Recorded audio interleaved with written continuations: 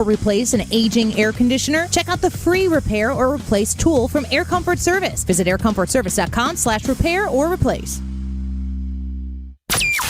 That is exactly what I needed to hear. Thank God someone here knows what they're talking about. That's us. That's right. Gotta love this American ride. All right, you need to take the time and get the full picture.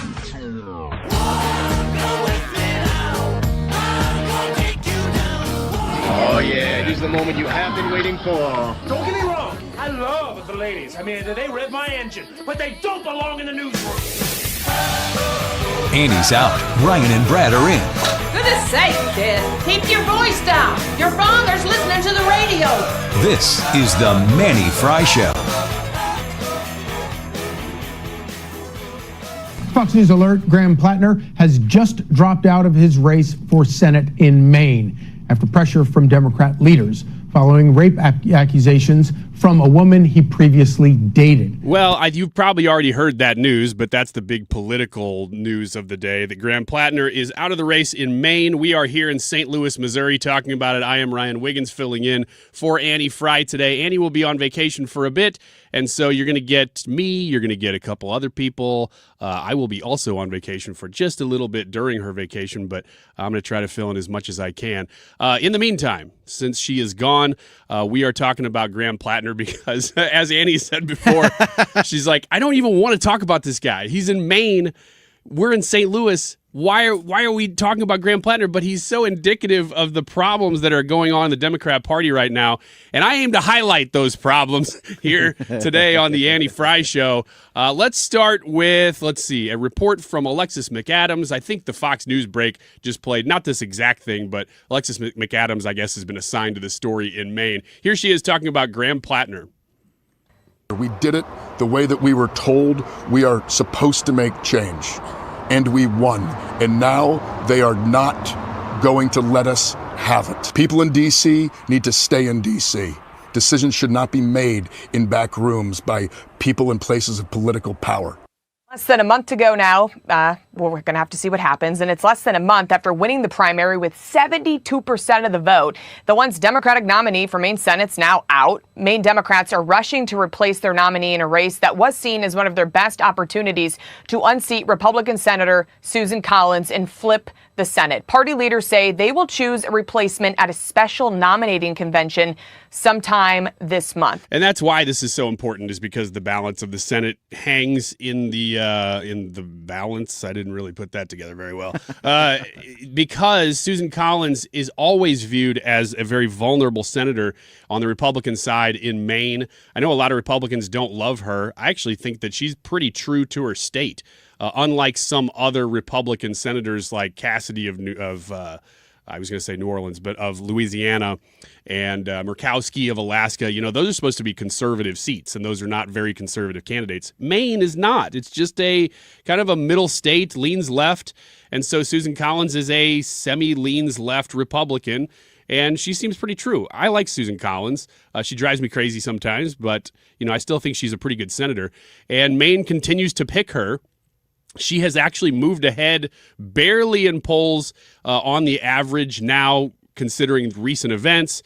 This was all before Graham Plattner actually dropped out. We don't know who the candidate's going to be in Maine now for the Democrats. But the narrative that I'm hearing, which is interesting, is that you have two different factions in the Democrat Party that are at play here. Now, I do believe that you do have two different factions in the Democrat Party. I believe that you have some kind of centrist to middle left traditional Democrats in the party still, and that they make up probably about half, maybe a little less than half now of the party. And a lot of you listening who are Democrats, who love listening to conservative talk radio, you guys are those people, in my opinion. I mean, you could tell me otherwise. You guys tune in and you guys text, and you can do that all day today, 314-241-9797. We hear from you. But in my opinion, you guys who are listening to conservatives are probably like the middle to center left of the Democrat Party, because you're willing to listen to other voices. The progressive left, the really far, I'll almost call them regressive left, they are in a bubble. They are so far left that they've become racists again. Like they're like back around the corner. They're populists in a lot of ways. And so once in a while you'll hear things they say, you go, oh yeah, I also have problems with the military industrial complex at times, or random things. But for the most part, you're talking about a really, really far left socialist party, communist party. And President Trump's been talking about that quite a bit lately because they've made so many gains in America, in American cities. And so in light of this Plattner incident here, what's being framed a lot is that you have the centrists versus the far left. That's not what's happening here, just to be clear. What's happening here is, yes, you do have the far left. 72% of Democrats in Maine picked Plattner. That dude is super far left. He is kind of socialist, although that's not the main thing he talks about. Main thing. Hey, I didn't even try to do that. But he is very, very, very far left in that a lot of his platform is just based on Trump hate, and that's how a lot of these socialists are winning right now. Their platform is an economic one just in the sense of socialism and then Trump hate. And the forces that have pushed him out, which you heard from that report right there, which he's very, very upset about, and he's saying that's the problem with the party is that they picked me to be against that force, and then that force won and pushed me out. That is not the centrist Democrats. So let's get rid of that narrative right now, that this was the far left versus the center left. It's not. The left that kicked him out is just the establishment. They have no real qualms with Graham Plattner as a person or a candidate other than can he win. If he could win, they'd be like, go be as racist and misogynist as you want. We don't care. You can win.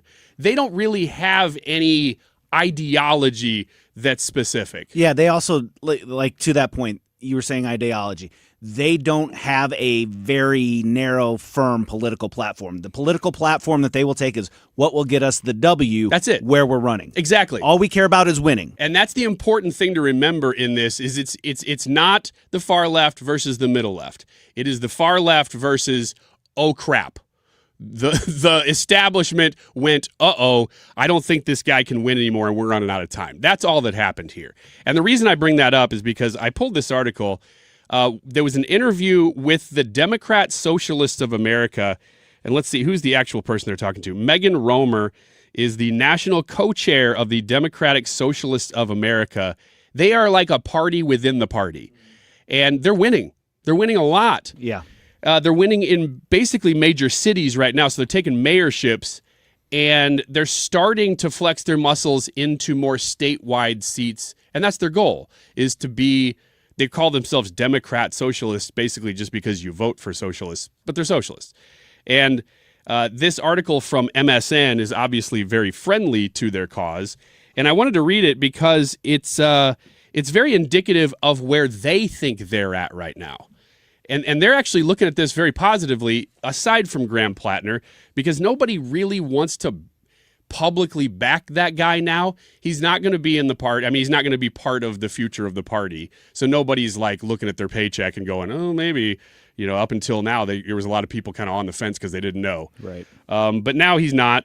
And so there's nobody's really coming out and going, oh, well, I really supported that guy, because the stuff that kicked him out of the party or out of the nomination is like rape allegations. And you're just not seeing people support that very much.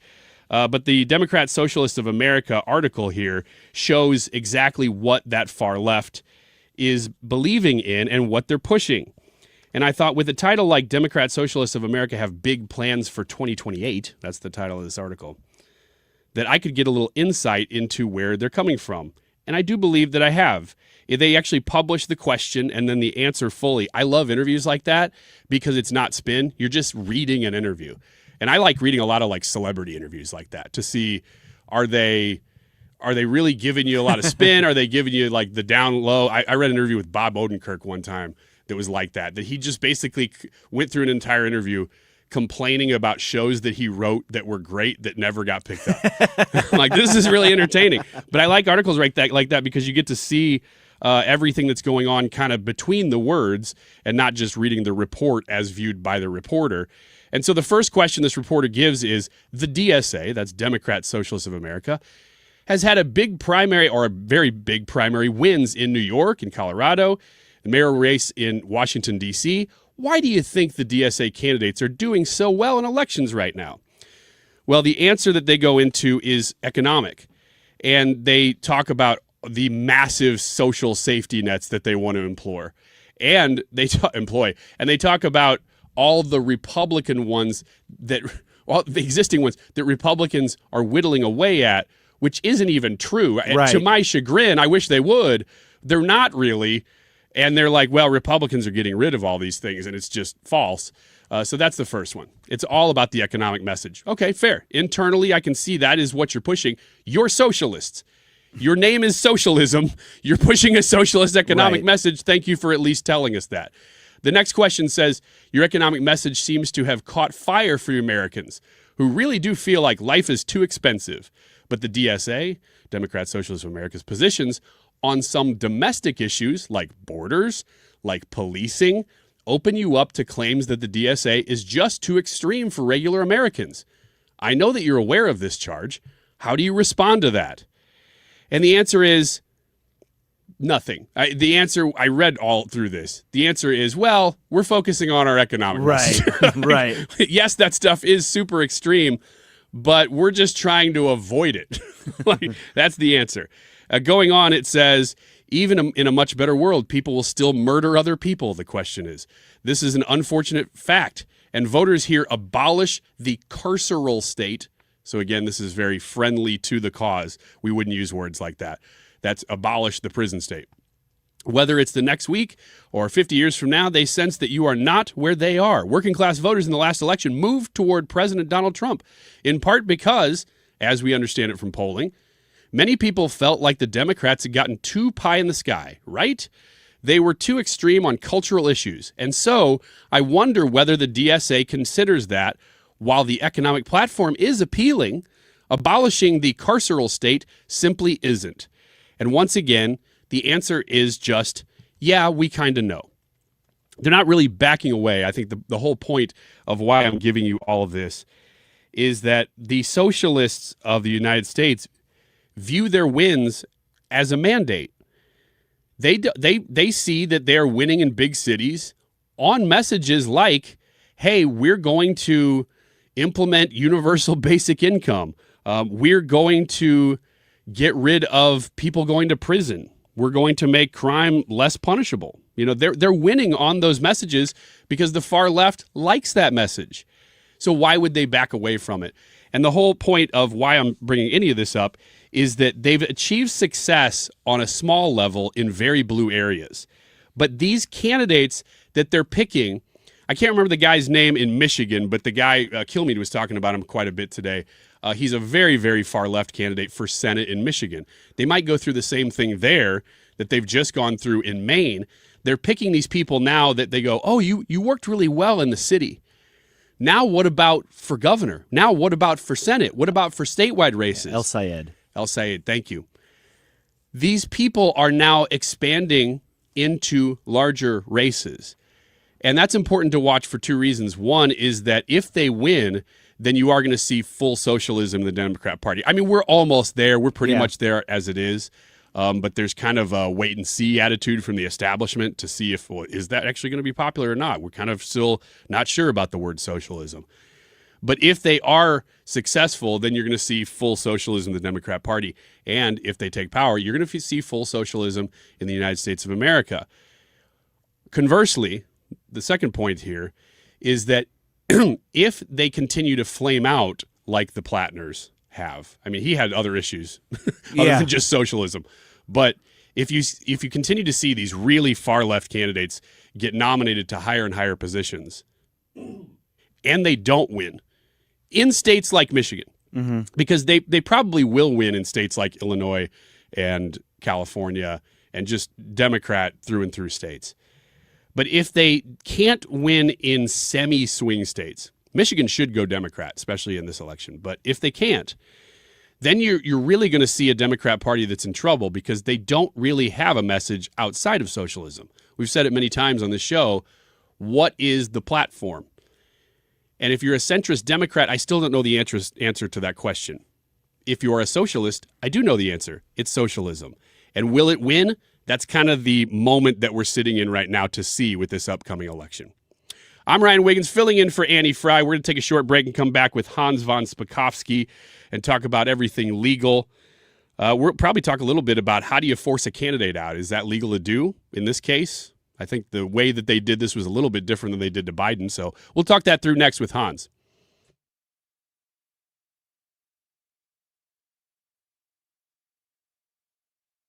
Here's a World Soccer Championship preview. Brought to you by Liberty Mutual Insurance. Only pay for what you need. France and Morocco get the quarterfinal round started in Foxborough. France has arguably been the most dominant side of the tournament. Kylian Mbappe's 7 goals and a stingy defense that hasn't conceded in over 250 straight minutes have France among the top choices to win it all. Morocco has been almost as impressive, scoring 10 goals in their first 5 matches. I'm Mike Conti. Is it time to make the dreaded service call because your AC isn't working right? I know it's not like the best part of your day or your week, but it is a situation where you want to have your air conditioner working the way it's supposed to be so that you're paying to power that sucker. You want to make sure that your house is being cooled into your comfort zone. I want you to call Air Comfort Service at 314-513-0091. That's 314-513-0091. There's never a great time for your AC to go out, especially in the dead of a St. Louis summer. But Air Comfort Service is going to be there to help you out and get you back up and running in no time. If your AC stops working at night, over a weekend, a holiday, Air Comfort Service offers 24/7 emergency service. You can call a company you can trust, that I trust in my home. I've made this phone call, and I encourage you to trust them as well. 314-513-0091, 314-513-0091. Take my word for it or don't. Go look up all of the rewards and the great reviews for Air Comfort Service. They are the best.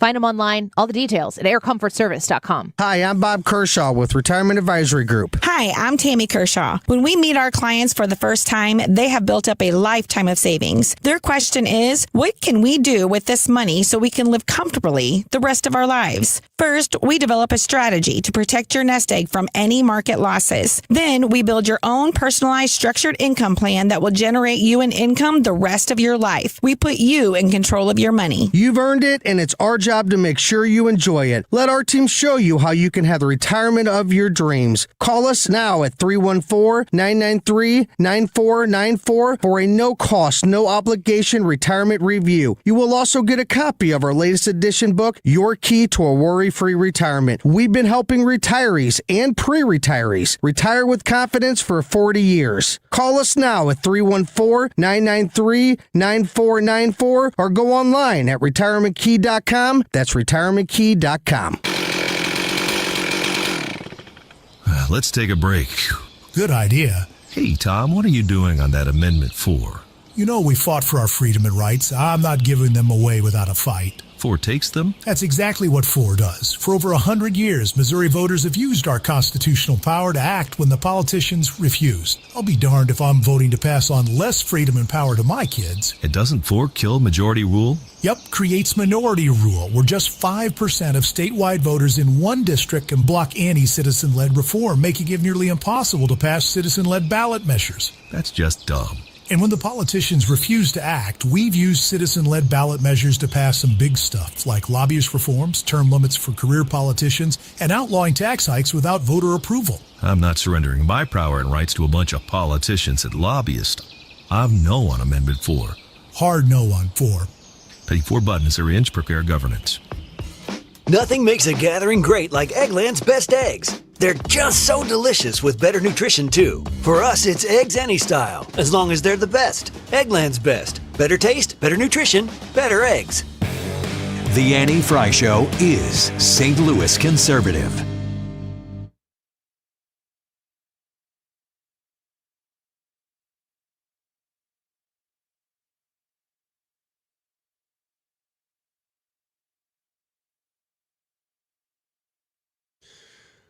We've been talking about Graham Plattner and him dropping out of the race in Maine. Removing a candidate from the ballot is kind of a big deal, and that's why we're talking about it. That's why we have Hans von Spakovsky here to talk legal with us, Advancing American Freedom, senior legal fellow and frequent guest with the Annie Frey Show. Hi, Hans.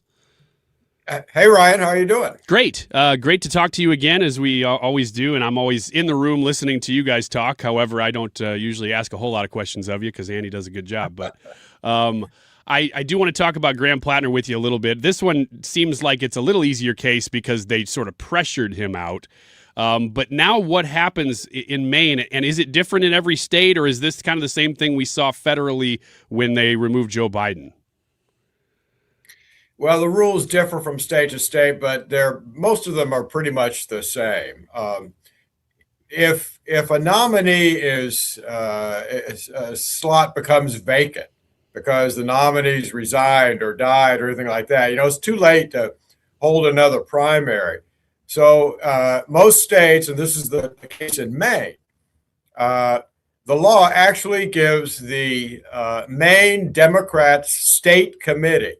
So this is the committee that basically runs the party. They have the authority to name a replacement.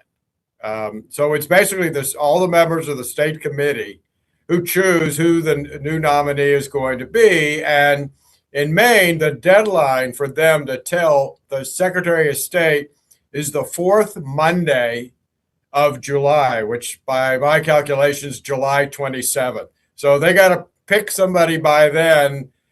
That may seem like an early deadline, but remember, they have to design the ballot, put all the names for all the different offices on there. Then it has to be approved. Then it has to go out to a printer so they can print many, many copies of it. And remember, early voting in Maine starts on October 5th. So those are the deadlines that they've got to work with. Okay, so that was why these dates are so important. I kept hearing, they got to do it soon if they're going to do it. But what happens if, hypothetically, a candidate could drop out after that date or could die or something after that date? Would they just have to figure it out? If they got the ballots all printed, what do they do? They're still on the ballot. Oh, they're still on it. So you can't remove them at that point. No, you can't remove them at that point. And I'd have to jog my memory, but it seems to me, didn't that happen in Missouri? Yeah, with Mel Carnahan. Many, many years ago, it was the death was so late that the name was still on the ballot. Yeah, and I think they said ahead of time, well, if you vote for Mel Carnahan, you'll be voting for his wife at that point, which is ultimately what happened. And he did win, and then she won. So I guess a similar thing would happen in this case. They would just say, well, if you vote for Graham Plattner, you're actually voting for Janet Mills or whatever. Something like that. Right. So is this very similar, Hans, to what happened with Joe Biden just 2 years ago and Kamala Harris, where it was so close and they were at the nominating convention that they had to do it quickly like that? Yes, that's exactly what happened. And look, he may have been forced out, but he actually resigned. Remember, he took himself out of the race. And that's when the DNC, the Democratic National Committee, which controls the Democratic Party, had the ability to name a replacement. And of course, they named Kamala Harris. All of that was done quickly in order that states all over the country would be able to replace her name on the ballots for the November election. Hans, I want to switch gears a little bit here and talk about a subject that you have talked about with Annie, but just kind of rehash a little bit since we're past the Supreme Court session now. I look back on this session and see basically just that marquee decision about birthright citizenship, and I go, this one wasn't great for conservatives. But when I talked to Mark Cox in the morning, who you know very well as well, he goes, no, man, you got to really look at the big picture here. How do you, Hans, view that decision session? Was it a pretty mixed bag, or was it good for Trump and conservatives? Look, that birthright citizenship case was a huge disappointment and probably one of the biggest mistakes the Supreme Court has ever made. But when you look at all of the cases, and remember there were, I think, upwards of 80 different decisions, it was actually a big win for conservatives and those who believe actually in the Constitution and the rule of law. In case after case after case, they made a good ruling. I mean, look, think on the very same day as the birthright citizenship case, they released a decision saying it's perfectly legal for states to protect girls and women by preventing biological males from participating in girl and women's athletics. That was the same day. That decision protected girls and women all across the country, not only their safety, but also their ability to compete. And for example, if you're in high school, try to get scholarships to help pay for college. Yeah, that is a huge ruling. I think I forget about that one because it was the same day as birthright citizenship, right. and it didn't get the attention that birthright citizenship did. But I want to ask, I'm kind of putting you on the spot here a little bit, but is there anything from, you said 80 decisions there. Is there anything that we as media people are kind of overlooking? There's, you had the marquee ones, you had the headline ones, but is there anything that we missed that you're like, oh, this one actually needs more attention because it was a really good or conversely really bad decision that's going to impact us in ways that maybe we don't know yet? Well, given that we were just talking about the elections in May and we have elections coming up in November, the other big disappointment was the decision they released saying, and again, unfortunately, this was Amy Coney Barrett once again joining with the Chief Justice and saying that it's okay for states to allow mail-in or absentee ballots to come in after Election Day and to keep counting them. That affects a large number of states across the country. It leads to huge delays in us finding out who won an election, and it provides all kinds of opportunities, frankly, for confusion, and I think opportunities for fraud that could have ended if they had come out with the correct decision. This was not the correct decision. So they basically deferred to the states on that, and that seems to be, from my recollection, what they're, even somebody like Barrett, who she said, well, it's sort of not my role. It's more the state's role to do this. Is that right? Well, yeah, except that, remember, what they were arguing about was the federal statutes that set the date for the federal election. Yeah. And the whole claim was that, look, those laws say that the federal election day is the first Tuesday after the first Monday in November. And by the end of that day, Election Day, all the ballots need to be in the hands of election officials. So her saying that, oh, no, that's not what it means, and it's okay for states to continue to allow ballots to come in, I think she misread that statute. It sounds like it. I mean, that sounds like it's real easy to say, well, Election Day ends on Election Day. So there's not really a lot of room for error there. I'm glad you brought this up, Hans, because I do have one more question before we get to the end of the segment, run out of time here. As we've talked about that ruling, that one about accepting ballots late, the SAVE Act came up again. And talking about the Republicans trying to get this thing through, it's still there. It's not going away. Maybe they actually do have enough to get this thing over the line, especially with reconciliation. Would the SAVE Act address that, or are they kind of fitting it in so that it does address these ballots coming in late? Yes, it does. Okay. As a matter of fact, the main part of the bill is requiring an ID in every state and requiring proof of citizenship. But there's also provision in there saying absentee ballots are supposed to be in by the end of Election Day. Fantastic. Any prognosis on that? I mean, any update on, do you think we're getting closer here on that? Well, Speaker Johnson, has said they're not only going to attach it to the third reconciliation bill, but every must-pass bill from now on. If he follows through with that, then maybe we have a chance of getting it through the Senate. Okay. I guess that's one of the reasons we're all watching Mitch McConnell too now, is to wonder, because he's been one of the voices who's been against it. So we'll see what happens there. Hans, thank you so much for your expertise as usual and your time advancing American freedom. Senior legal fellow Hans von Spakovsky, thank you so much. Thanks for having me, Ron. All right. We'll talk to you next time. I'll be in the room anyway. I usually am here listening to those interviews because Hans always knows what he's talking about. And a lot of important issues, especially when the Supreme Court's in session. They are done with their session for now. When's their next one, Brad? Is it not until October? Yeah, it's after the summer sometime. It's I don't late. know the exact time. These things come in droves, and then there's nothing for a long time. So I think the next one that they start releasing opinions on will not be until October. I'll have to look up and see what the next big cases are that they'll be deciding by then. Of course, right then, it's always important because then you're into election season, and anything the Supreme Court puts out has electoral consequences too. So I like the June one because it feels like, at least in my personal purview, that they try to do a lot of those big cases, like abortion was in June, because they try to keep it out of election season a little bit, which I kind of appreciate that they do that. They're supposed to not be involved at all, and that's a way to not be involved. Well, that's why they wear the black robes. Exactly. Anyway, thank you to Hans for being with us even while Annie is out. We'll take a short break and come right back.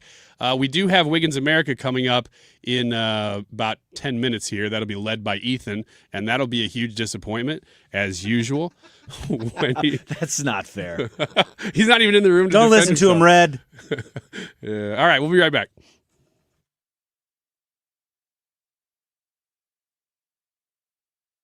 And the match is about to begin. Most of the team is out with COVID-19, so there'll be some substitutes tonight. What's this? We have an unexpected guest on the field. It's a dog. Well, they could do with extra players. She's going for the ball. Are front paws hands or feet?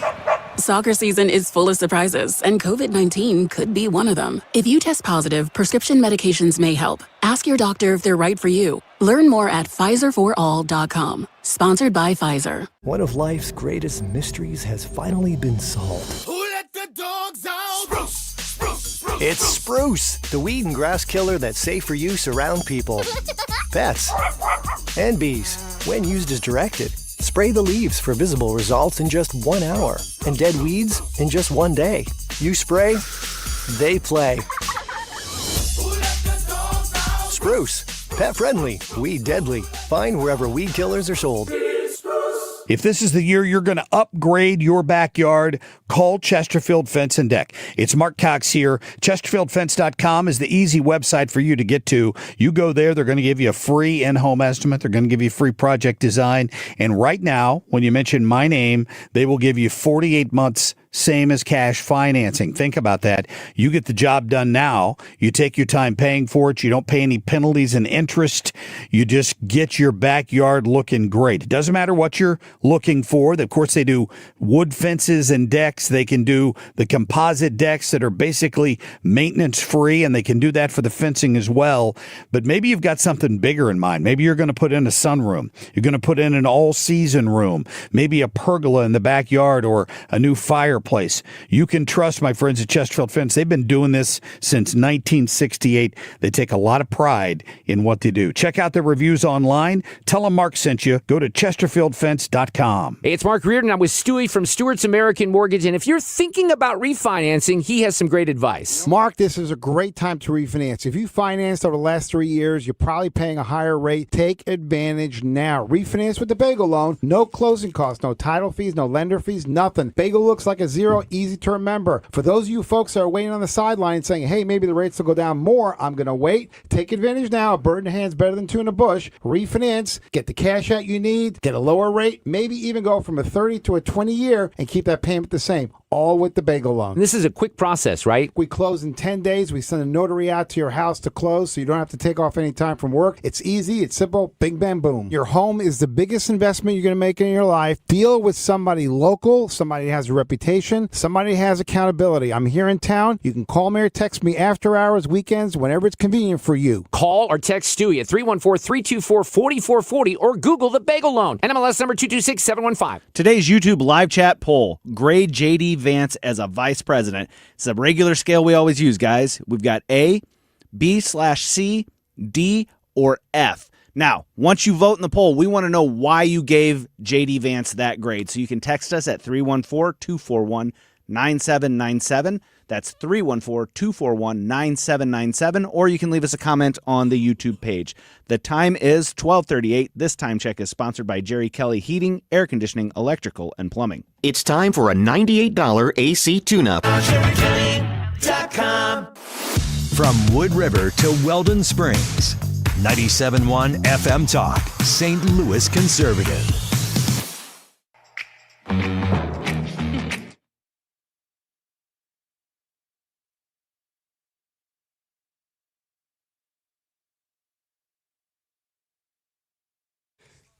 Today's poll, as Brad just mentioned, is based on an article that I pulled from Steve Cortez. Steve Cortez is on the show pretty often. Oh, yeah. Would you call him a conservative influencer? Steve Cortez? Yeah. I'd call him a filmmaker, but he is definitely a conservative. Well, he always does those whiteboard things. Yes. That he's known for. Yeah. And in that sense, I think that influencer sounds cheap. Yeah, I'm not trying to say that. Like, I think that he influences quite a bit in the Republican Party. And he does it online. He's not like limited to a particular TV station or channel or whatever. Yeah. He does his thing, independent. So he's a very good communicator and comes up with a lot of things that are sort of outside the box and goes, hey, have you considered this? And he's great to have on because you ask him a couple questions and he's like, oh, well, let me tell you about it. And just like nails it every time. Yeah. Good guest. But he put out this article that says, J.D. Vance, America First Warrior. And it is a very nice, glowing picture of J.D. Vance. J.D. Vance gave some nice words yesterday about what we're doing to combat fraud. And I love the fact that he has been put in charge of that. He's done, I think, a very good job of not only keeping that going, that whole issue among multiple agencies going. Yeah. But I think that he's also made sure that it stays in the public eye in a very good way. But I bring up the question there with the YouTube live chat poll, grade J.D. Vance as a vice president, because we talk about who's coming next every now and then on the show. And I think we've made it no secret that we all really like Marco Rubio. Marco Rubio's great. Kill me. Just before this, I was listening to him on the way in. He was talking with Jason Chaffetz, who was not saying anything bad about Vance, but glowing about Marco Rubio. Everybody who knows Rubio, even his Senate colleagues from on the Democrat side, all liked him a lot up until he became part of the Trump administration, and then now you're part of the enemy. Now they regret their votes. Yeah, exactly. So he got the nomination for Secretary of State very easily through that Senate because he knew a lot of them. And so everybody says really nice things about Marco Rubio all the time. They continue to, and that's good, and that's fine. I just think that we don't actually talk about Vance as much as a very serious presidential candidate for 2028.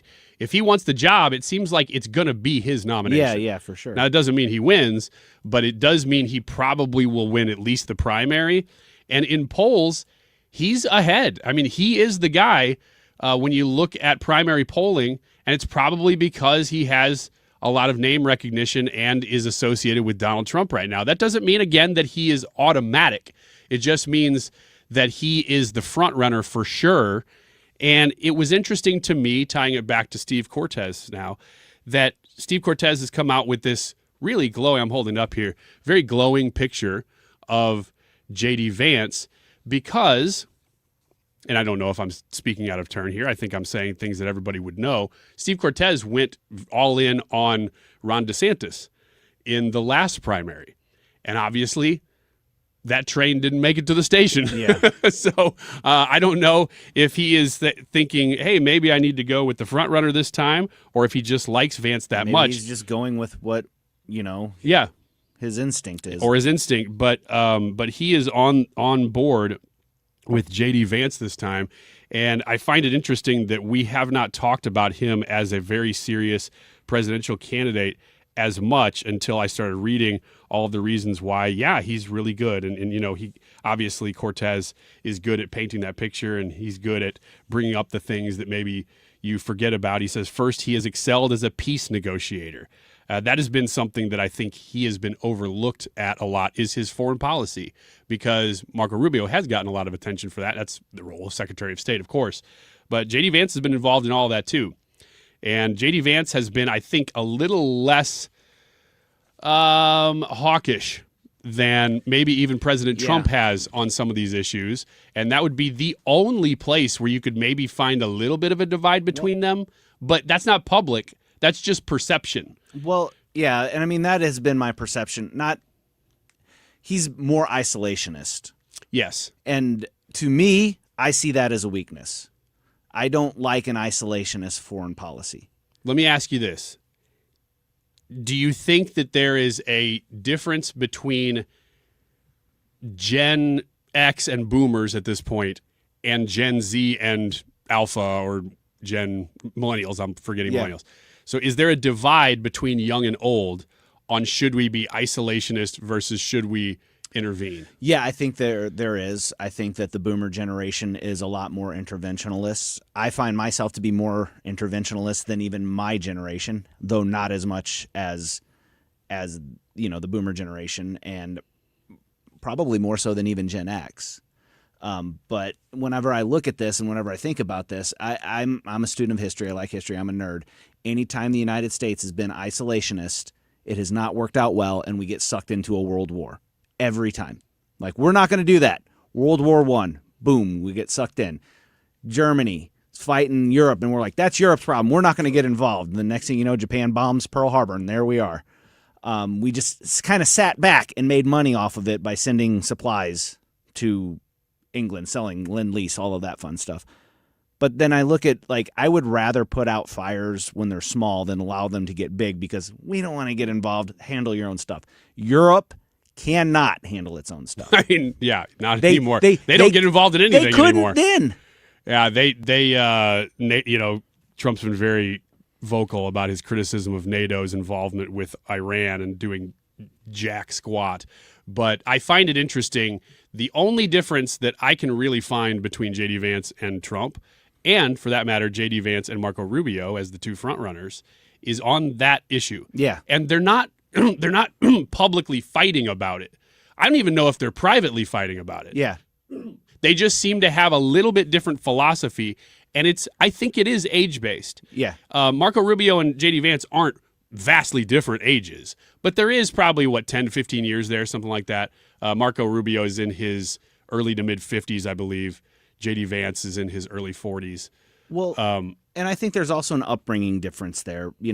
Marco Rubio being the descendant of Cubans and J.D. Vance being the descendant of people from West Virginia in the Appalachian, I believe is what they call them.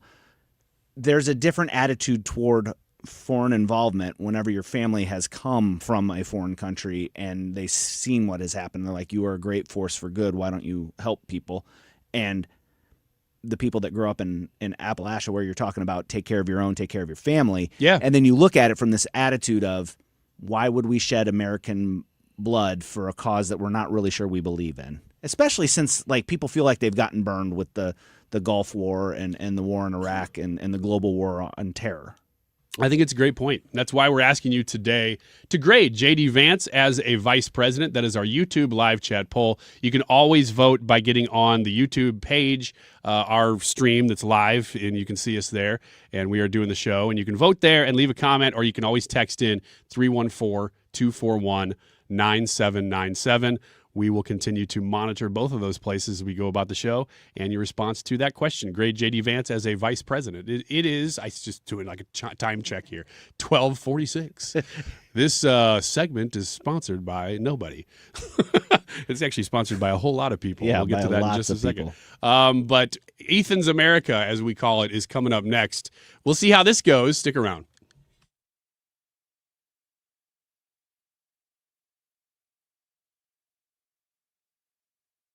Hey, it's Scott Jennings, and what does America mean to me here on our 250th birthday? The future of Western civilization.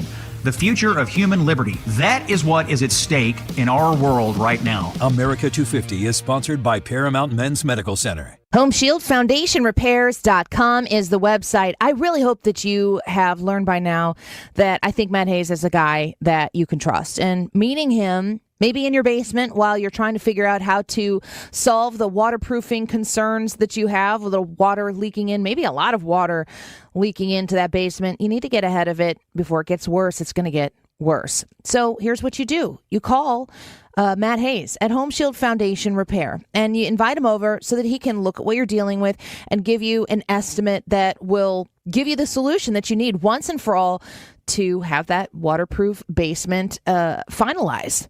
Comes with a lifetime warranty, which is a great addition of trust that you can put into Home Shield Foundation Repair. They're going to do the job right the first time, but you want to do it with somebody who's going to listen to you, who's going to give you a really strong quality solution, and it's at 314-271-9900. HomeshieldFoundationRepairs.com. Aging control systems can increase downtime and cybersecurity risk, especially in operations that run 24/7. Graybar helps organizations evaluate automation architectures and support the right upgrades, whether through incremental updates or full system replacements. The result is better visibility, stronger reliability, and a scalable foundation ready for what's next. Yep, Graybar does that. Looking for a smarter, safer way to invest? For a limited time, lock in a great rate with Together Credit Union's 11-month CD special. From day one, your return on investment is guaranteed. No market swings, no surprises. Just a competitive, fixed rate that steadily grows your deposit. Make your money work harder with a financial partner that puts you first. Visit a Together Credit Union branch near you or go online to togethercu.org to learn more. Together Credit Union. Federally insured by NCUA. Bill, that's a big smile for an old politician. I'm thinking about our plan. It's slick enough to make a lobbyist blush. First, we hoodwink voters with Amendment 5. Tell them it's a tax cut. Once they're hooked, we decide who pays the higher taxes. So it's not a tax cut plan, and we don't get a say? Right, just swaps who pays the tax, but it does remove 3 voter-passed taxpayer constitutional protections. That lets us levy new taxes on services, increase sales taxes, and even tax home sales, and voters will no longer get to vote on tax hikes. Higher sales taxes on groceries, gas, service taxes on doctor visits, childcare, and even rent on apartments. Jeez. Taxes could exceed 20%. Sure, they figure that up to 80% of taxpayers will pay more taxes. Many, hundreds more. Seniors, they'll get hit even harder, but our big donors will cut a fat hog. The ones getting butchered by Amendment 5 are most taxpayers. I'm voting no on 5. Paid for by Missourians for fair taxation. This is the Annie Frey Show on 97.1 FM Talk, St. Louis Conservative.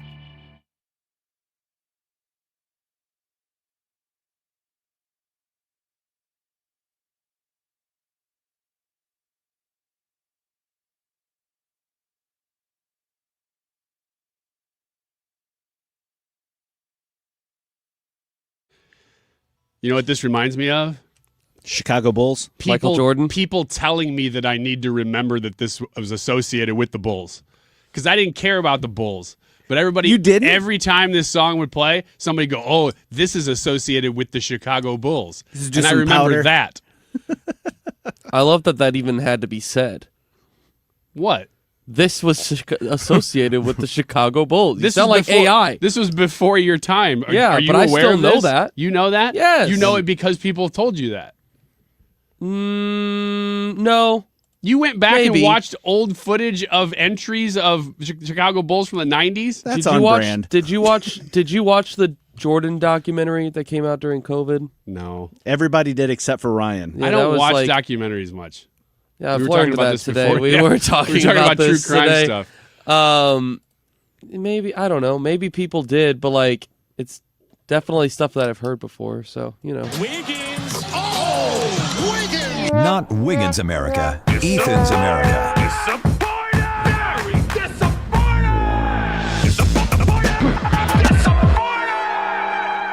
Ethan's America. That's strike one. If you get to strike three, I have a whole plethora of objects over here that I am not afraid to hurl at you. Well, Ethan's America. Go ahead, Red. One thing that I mentioned, I Strike didn't mention two. in the last segment is that the two front runners, J.D. Vance and Marco Rubio, are barely ahead of what I consider to be, now the polls doesn't show this, but the third person who I think would really, really make an impact and run for president and win in 2028, Mike Pence. Again, that's not in the polling, but that's an opinion of mine. Things you don't see if you're not watching on YouTube is, as Ryan is setting that up, me just holding back laughter knowing he's about to say something really dumb. What's your topic today? Speaking of dumb. We're all married lads in here. Yep. We don't have to worry about this anymore, but for the single folks out there. But for that need, a little guidance when it comes to, locking up their lady long term, we are here to provide wisdom to you today. Lock her up. Lock her up. These are the worst ways to propose. And we will start. Let me just say this. A lot of this list involves this being done in public. It's okay. There is a trend. I guess let me ask too. Is the POV from the person who's asking to be married, like from the guy who's proposing or from the girl, or is it from people who are around it? It's honestly a little bit of everything because it mentions secondhand embarrassment, but it also acknowledges just how embarrassing it is doing a lot of these things in front of tourists, in front of people you don't know, sometimes in front of family, just how uncomfortable it makes you feel. There's not a lot of how it feels from the person being proposed to, which is typically the lady. Yeah. So either the dude or from the people. gawkers. Yes, correct. Number 1, asking at a sports arena. Now listen, we have all seen the viral videos on the Jumbotron when dude gets down on one knee and then you have that awkward pause when you see them kind of conversing and you don't know what they're saying, but you do know what they're saying, and all of a sudden you're viral on YouTube. Yeah. I think that there's fair reason why this is number 1. The first couple times I saw it, I'm like, oh, wow, that's really cool. I wouldn't have ever thought of that before. Immediately after it became a thing, it sucks. And so that's cliche to do it now. Mm-hmm. So, yeah, I'm with that. We're going to have to kind of fly through a few of these because thanks for giving me 0 time. You can go through Fox News. I don't care. We may not key your mic on. But the next one is putting the ring in food. And what if they're in jail? The advice says you should put a file in. The advice says don't risk choking the love of your life for a sweet surprise. Also, it's expensive, and it probably hurts. You know, it in a glass of champagne. Diamond can cut through like really serious metal. Imagine what it would do to you. Don't ask in front of the castle at Disney World. Oh, that's okay with me. Don't ask in Times Square for the very reason of tourists. You know, it just becomes awkward, uncomfortable. Yeah, but who cares? It's not like you're forcing people to watch it. You can do it there. I do agree with that to a certain extent, and I'll push back even further on the next one in public, and that is in front of the Eiffel Tower. I'm like, that would be one of the best places. Yeah, these are to good. propose. And it's good pictures and stuff. I completely agree. Here's the one that maybe I am the most against. Don't ask at someone else's wedding. Yes, I agree with that. Don't do that. That's their wedding. Don't do that. Even if you ask and they say it's okay, they're lying to you. It's not okay. Yeah, Don't you're do taking it. the focus off of their day. It's about them, and all of a sudden you got people coming up to you, congratulating you. Speaking of which, I am officiating my brother's wedding this weekend. Our condolences to him. That won't go terribly. We'll see. I'll tell you on Monday or next Thursday. Monday Roundup will be fun. All right, we'll be right back. Have you made the phone call yet? I hope you have, but if you haven't right now, the first 10 callers at 833-995-WILL, that's 833-995-WILL, to mention Annie when you call, are going to get your initial strategy session with my estate planning attorney and hopefully your future estate planning attorney, Todd Sivia. 833-995-WILL, the first 10 callers right now to mention Annie, are you going to get your initial strategy session free? That's incredible. A $300 savings. If you are looking for estate planning services, wills, trusts, powers of attorney, you go to Sivia Law and you are going to be well taken care of. My husband and I have really appreciated the services that have been provided us by Todd Sivia, and he's waiting for your phone call. 833-995-WILL. He can turn around documents from that first sit down in 2 weeks. Avoid probate, which can cause a loss of money, time, and privacy. Call 833-995-WILL online right now at civialaw.com. I want to talk to you about Greg Hammonds at greghammonds.com. There are 3 good reasons you should talk with Greg. 1, your health insurance premium is too high. Well, Greg saves most people 30 to 60% on their monthly premiums. 2, your deductible is too high. Well, with most of Greg's plans, you will have no deductible or out-of-pocket expenses. 3, your doctor doesn't take your plan. Well, you can use Greg's plan at most any doctor or hospital in the country. If you pay for your own health insurance, you're uninsured, you're on COBRA, or your employer coverage is just too expensive. Call Greg, an expert with over 40 years' experience, at 314-794-7784. That's 314-794-7784. Or go to greghammonds.com.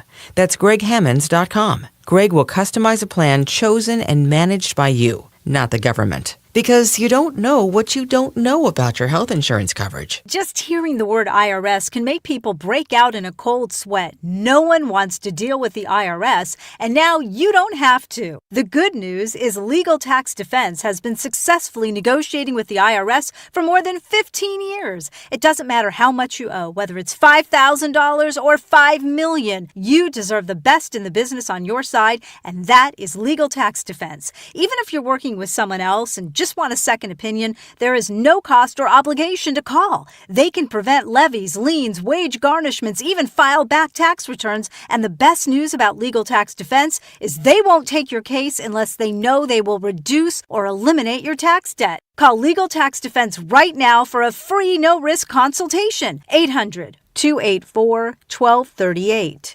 800-284-1238. You have nothing to lose, but everything to gain. 800-284-1238. KFTK FM Florissant from the Kaufman Townsley St. Louis's Injury Lawyers Studio. Call 314-777-7777. That's 314-777-7777. Possible confession takes center stage on Lisa Brady, Fox News. What accused Charlie Kirk assassin Tyler Robinson told his ex-roommate Lance Twiggs, first in text messages on the day of the killing and then in person the next day. And did he talk about what he had done? Didn't go into detail. I just asked him in person if what he said was true the night before, and he said it was. He started crying a little bit and said he wishes he hadn't done it. A redacted version of that videotaped interview between Twiggs and investigators was just played in a Utah courtroom on day 4 of the preliminary hearing to determine if there's enough evidence to go to trial.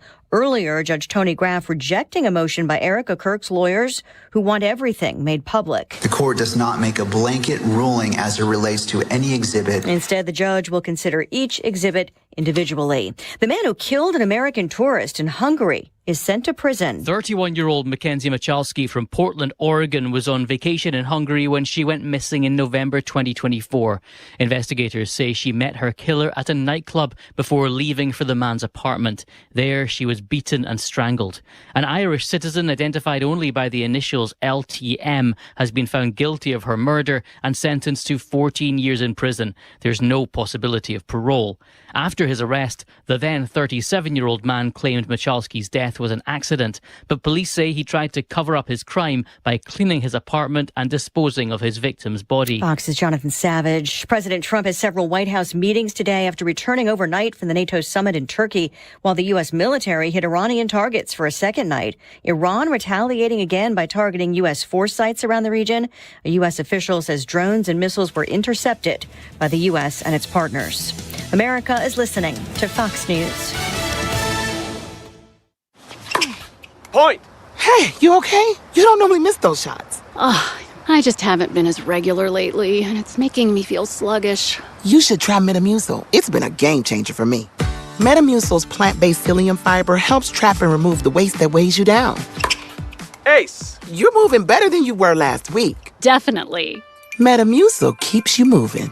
These statements have not been evaluated by the Food and Drug Administration. This product is not intended to diagnose, treat, cure, or prevent any disease. Learn more at metamucil.com. I'm David Ortiz. When I lost my mom, she was only 46. And I lost my dad to cancer. It was the worst pain I ever felt. It made me think, what will happen with the people I love when my time is up? That's why I have life insurance. Ethos makes it easy. It's all online, take about 10 minutes, and you can get up to $3 million in coverage. Get your free quote at ethos.com/save. That's ethos.com/save. Paid testimonial. Time spent on application may vary. Online health questions require. Air Comfort Service, heating, cooling, and insulation. Weather. Let's do the return of summer this afternoon. Partly sunny skies, hot and definitely more humid, 93 degrees, and we'll be watching for scattered showers and thunderstorms tonight. Scattered showers and thunderstorms, 75. Friday, scattered showers and thunderstorms, 89. That continues on Friday night. The pattern starts to ease over the weekend. This is 97.1 FM Talk. Chief Meteorologist Dave Murray. The Annie Frey Show is sponsored by Air Comfort Service Heating, Cooling, and Insulation. If your air conditioner needs service anytime, day or night, Air Comfort Service has almost 60 years of experience and is family-owned and operated right here in St. Louis. Visit aircomfortservice.com. That is exactly what I needed to hear. Thank God someone here knows what they're talking about. That's us. That's right.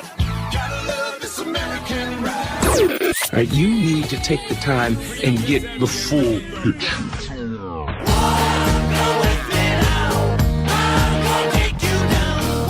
Oh, yeah, it is the moment you have been waiting for. Don't get me wrong, I love the ladies. I mean, they rev my engine, but they don't belong in the newsroom. Annie's out. Ryan and Brad are in. Goodness sake, kid. Keep your voice down. Your father's listening to the radio. This is the Mannie Frey Show. Hey, this is the Mannie Frey Show. I'm Ryan Wiggins, Brad Range here filling in. I guess you could say we're just here as usual, but Annie's not here, so we are filling in the gap while she is on vacation. We have on the phone with us Jon Jermoe, president of Heroes Care. John, hey, thanks for being here. Hey, thanks for having us on. Are we having fun today? We are trying to have a good time and not get into trouble because the first day that Annie's gone, she knows that we might go a little nuts. So we try to kind of like ease into it, and then we go a little crazier each day. Oh, so the first day of nuts is me. Thanks. Yeah, the first day of nuts is you, but that means that we're sort of easing in so we can do like a normal, sort of normal interview with you. We do a lot with you, John, and Heroes Care here at 97.1. Great organization. Before we get into what specifically you're doing right now, tell us just about the organization in general, what you guys' mission is. Well, we take care of the military before, during, and after deployments. We were founded back in 2003 when my 3-year-old and 11-year-old daughter wanted to send a care package. Last year, we crossed the $250 million worth of material support that we gave to the military. That's huge. And we've written out over $1.6 million in cash grants to fix roofs and keep cars from being repossessed, keep the utilities on. It's been an adventure, and I just love being able to serve those that serve us. Absolutely, yeah. We've been out there as a show with you guys there on site a few times, I believe, at the Mission Depot in High Ridge. Tell us about Mission Depot, and then we'll get into specifically what's coming up on July 18th. Well, we've transitioned the mission from all of the deployments that we were having to how do we support not only the post 9/11 veterans and getting them the resources that they need, but also the veterans of the past.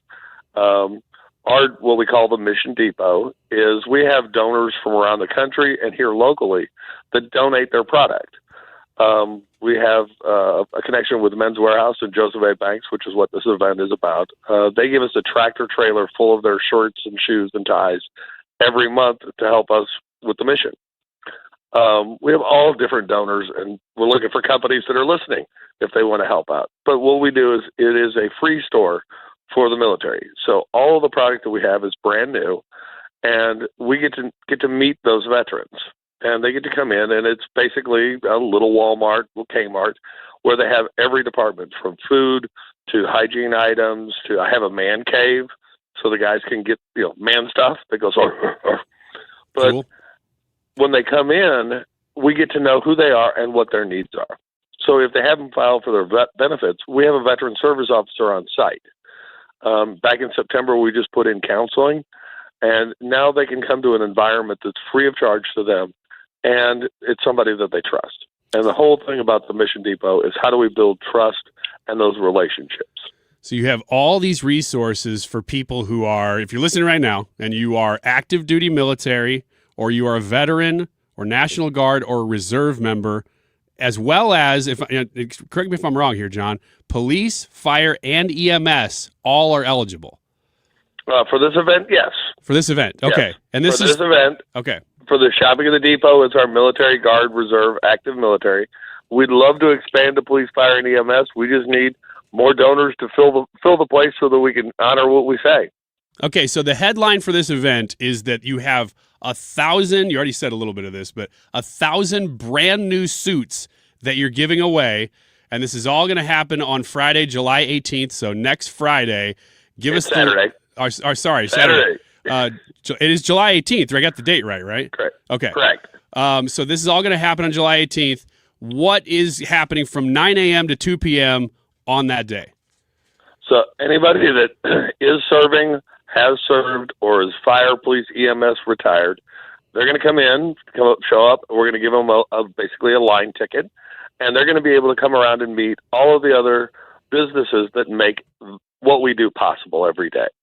U.S. Bank is a proud supporter of us. Boeing, Farm and Home, Dobbs Tire and Auto is coming in, and they're going to get a line ticket, and they're going to go around and be able to meet and talk with all of these different companies and pick out the shirts that they want, belts, shoes.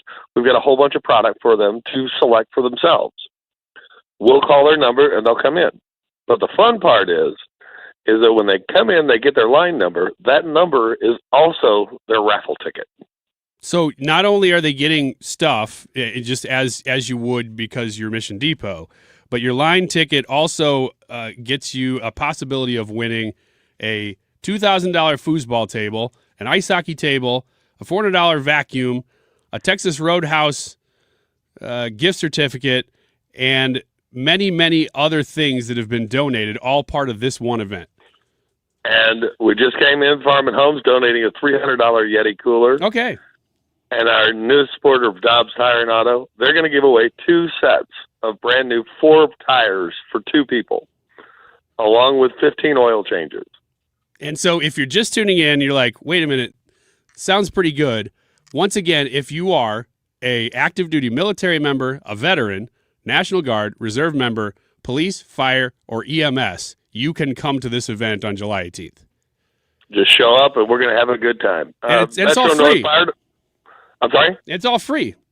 It's all free. It's our way of saying thank you for what they do every day and the sacrifices they and their family make. And I do want to throw in something. Yeah. Because I was taught this little twist.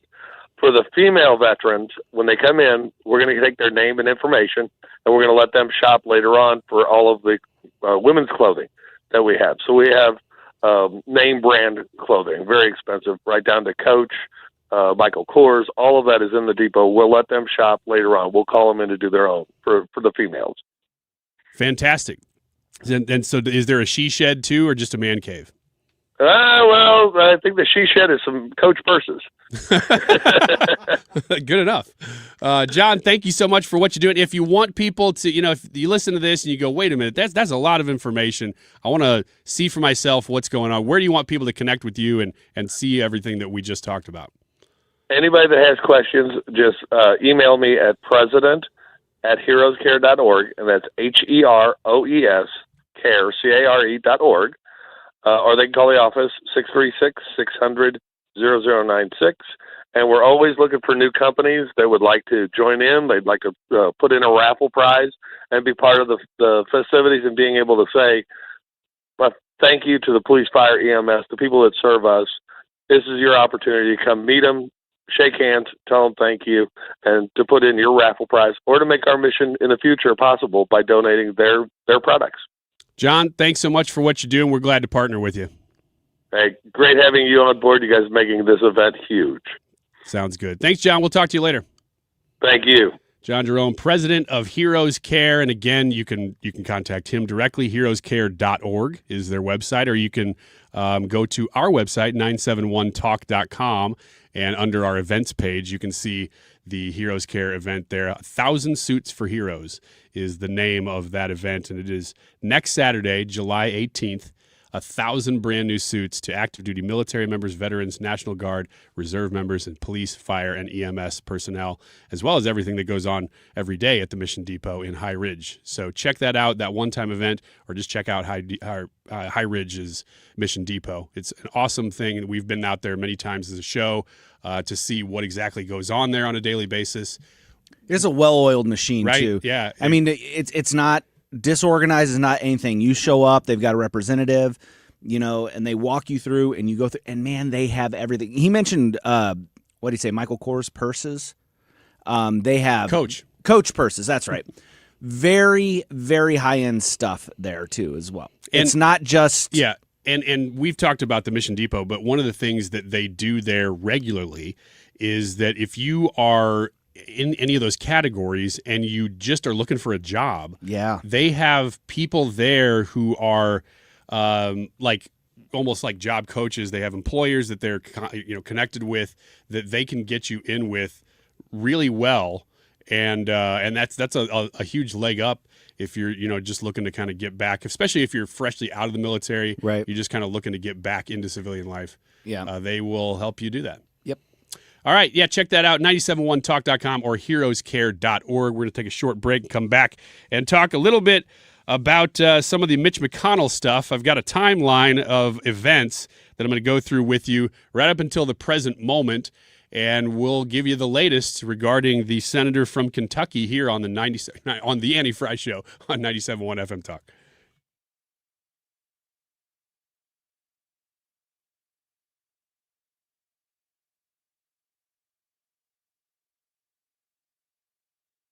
If you suffer from burning, tingling, or numb feet, pay special attention as we discuss neuropathy with Dr. Patton, D.C. Doctor, what is neuropathy? Peripheral neuropathy is nerve damage to the feet and legs. What are the symptoms? The symptoms are numbness, burning, tingling, pain, and loss of balance. Is neuropathy treatable? It's absolutely treatable, and we have amazing results. If you have burning, tingling, numbness, coldness in your feet or hands or balance issues, call us at Comprehensive Integrated Health today for a nerve damage screening. The screening will tell if you're at risk for serious complications and if you're a candidate for our cutting-edge treatment program. Don't wait until your symptoms are so severe nothing can be done. End-stage neuropathy leaves people confined to walkers, wheelchairs, and even amputations. The first 10 callers will receive a free nerve damage screening. Call 636-538-5188. That's 636-538-5188 for your free nerve damage screening. 636-538-5188. Listen up. If you have not paid self-employment, business, or individual taxes in years, the IRS will find you. Hi, this is Lance Drury with the Lance Drury Law Firm. I offer real solutions. If you have unfiled returns, unpaid taxes, levies, or liens, call me, Lance Drury, today and let me get between you and the IRS. I'll protect your rights, including your right to appeal or even your right to take the IRS to tax court. At the Lance Drury Law Firm, our practice is focused 100% on fighting the IRS. Remember, IRS problems are legal problems, and they need to be handled by an expert attorney who's done it for decades. So call the Lance Drury Law Firm today. We're local. Our office is right here in St. Louis. Call 314-260-6120 or visit LanceDruryLaw.com to schedule your free consultation with your local tax resolution law firm. The choice of a lawyer is an important decision and should not be based solely upon advertisements. It's time for you to get to know my friends at Lit Cigar Lounge in Chesterfield, where luxury meets comfort. Mark Cox here. They have a great selection of rare bourbons, whiskeys, craft cocktails, anything you like to drink, cold beer, premium hand-rolled cigars from the finest makers in the world, even private lockers that are available if you choose to. Perfect for date nights or business meetings, and live music every Friday night. Family owned and operated. Check them out in Chesterfield at the District. It's litstl.com. Are you tired of feeling sick and tired? I'm Dr. Nick Barnes of Health From Within Family Chiropractic. Our simple 5-step approach aligns your health naturally. We correct spinal abnormalities to maximize nerve supply, focus on pure and simple nutrition, exercise and oxygen, mindset, and minimizing toxins in your body. Transform your health today with Health From Within, conveniently located on Manchester in Rock Hill, or online at healthfromwithinstl.com. Don't let tax refund worries hold you back. File now with TurboTax on Intuit Credit Karma. They'll find every credit and deduction to help you get every refund dollar you deserve, or your money back. Start filing today in the Credit Karma app. Annie Frey is St. Louis conservative.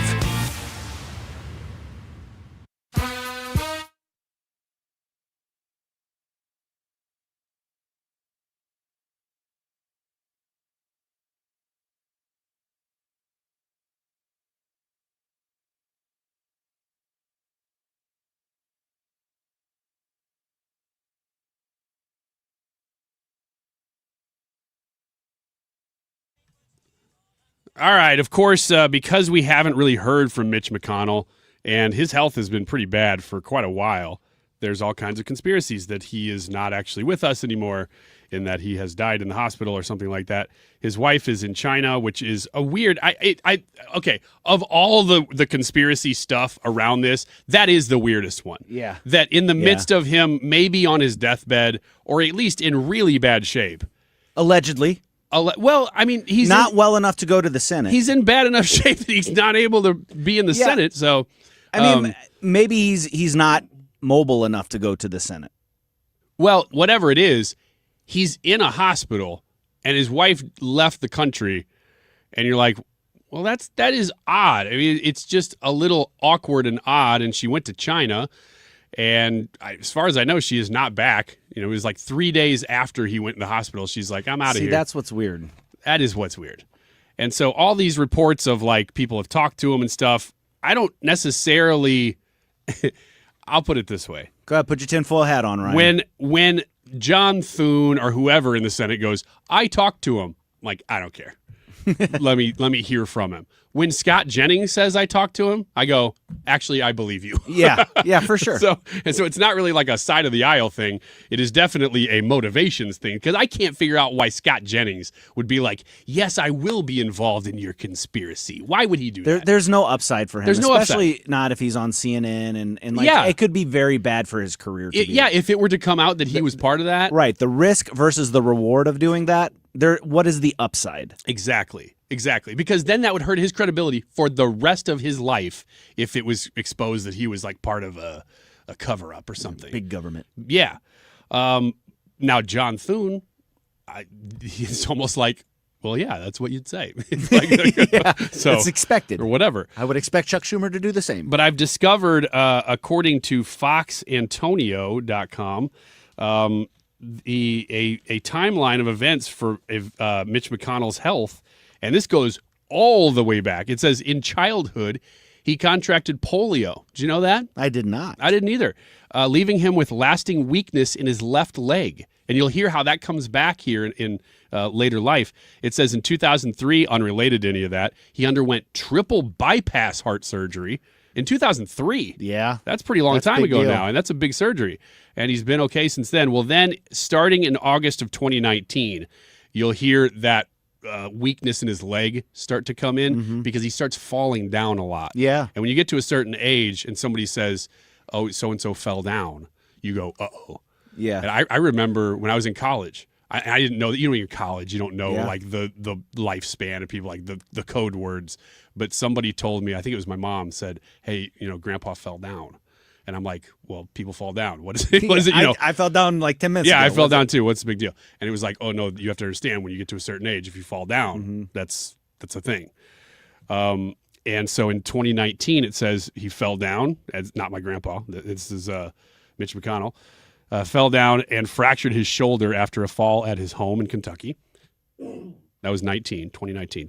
March 2023, it really starts to get heavy. It says he suffered a concussion and a fractured rib after falling at a Washington dinner event. I think that one was on video. Like, I really remember seeing that one.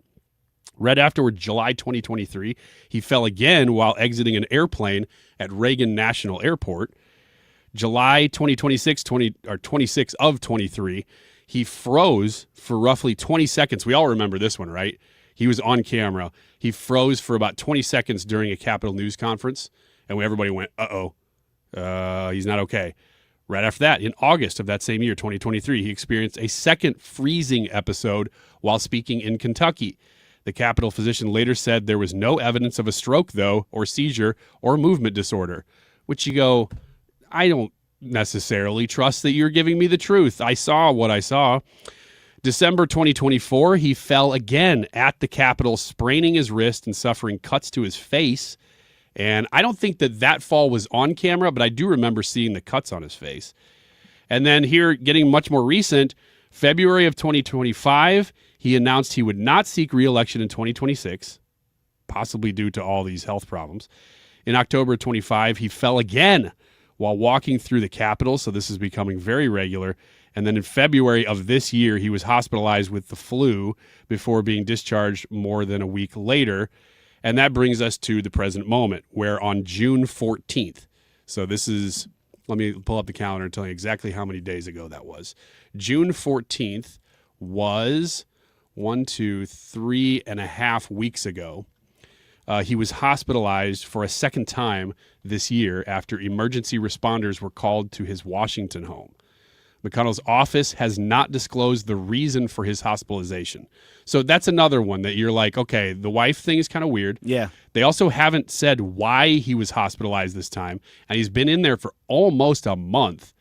So he's got to be in pretty bad shape. He remains hospitalized now while continuing to work with staff remotely, according to his office. But of course, that's the office telling us that they're working with the office. So I honestly, of all these things and all the stuff that's being reported, whether it be on Twitter or real reports or just conjecture or whatever, the one that really sticks out to me is just Scott Jennings. When Annie said that yesterday, I hadn't heard that news. Yeah. And when she said, well, Scott Jennings said he talked to him, I said, oh, that sounds credible, because the rest of this, I would blow right off. He could end all the speculation by just putting out a video of anything of him talking about a current event or whatever. So I'm not sure why they won't tell us what happened to him. I'm not sure why his wife left, and then he's been in the hospital again for this long now. It's obviously pretty serious. Yeah. There's what is it? HIPAA reasons, maybe he can't give consent on his medical condition, depending on how bad he is. If he's not, able to give that consent, then you just can't tell people. Well, he can give consent to anything he wants. He can. Yeah. But not if he's not conscious. But that's my point, is that but then we kind of need to know that. They did that with Dianne Feinstein. You remember whenever, her last couple months in office before she passed away? No, I don't. She wasn't even cognizant of what she was voting for. They would just kind of wheel her in. Oh, yeah. I do. I remember that. I thought you meant she was out of commission. And it was more important to them to keep her in that position in California, in deep blue California, than to say, hey, she doesn't know where she's at. We need to, remove her and let Governor Newsom or whoever the people pick somebody to replace him. I am of the mindset that the McConnell campaign, the McConnell group, owes the people of Kentucky an explanation. I agree. And this is actually a weird point to make, that Andy Beshear, governor of Kentucky, is a Democrat. Mm-hmm. He has said the same, pretty much. And he wrote a letter. He wrote a letter saying, hey, you really, kindly said you need to let Kentucky know what your condition is, because a lot of people talking now, and you need to get ahead of that. And we still haven't heard anything. And then the question is, too, well, okay, let's say that Mitch McConnell is very aged and he's beyond whatever normal cognizant behavior. Are his staff are they operating as senators, and they're basically just kind of controlling what is coming out of Mitch McConnell's office? And if so, that's incredibly unethical. But are they super used and liking the power? Also, and that's a good point, because I would be on principle very against a staff running an office. Yes. If the person in that office that was elected to that office was just mentally unaware of what he was doing, and the staff, Dianne Feinstein, and the staff was running it for a long time, and maybe the wife was, and maybe the kid was, or something like that, I would be really against that. And so much so that they couldn't even get his signatures on things. If you couldn't get his signature, then I think you're really talking about problems. If you had to use an automatic pen to sign legislation, if it was Mitch McConnell, I would say, no, you can't do that. Wouldn't you want the media to step up and put pressure on that? Absolutely, I would. Absolutely. I mean, how would you feel if the media were like, nah, he's fine? That's why we're talking about this right now. Yeah. I don't care what side of the aisle it is. We have to talk about this because it's an issue. Right. And it needs to be addressed. Right. And this is, I just said, it's a rare time. I'll agree with a Democrat and say you need to come out and address your state, sir, and let everybody know whether you're okay or not. And if you're signing things, we need to see you sign them. Yeah.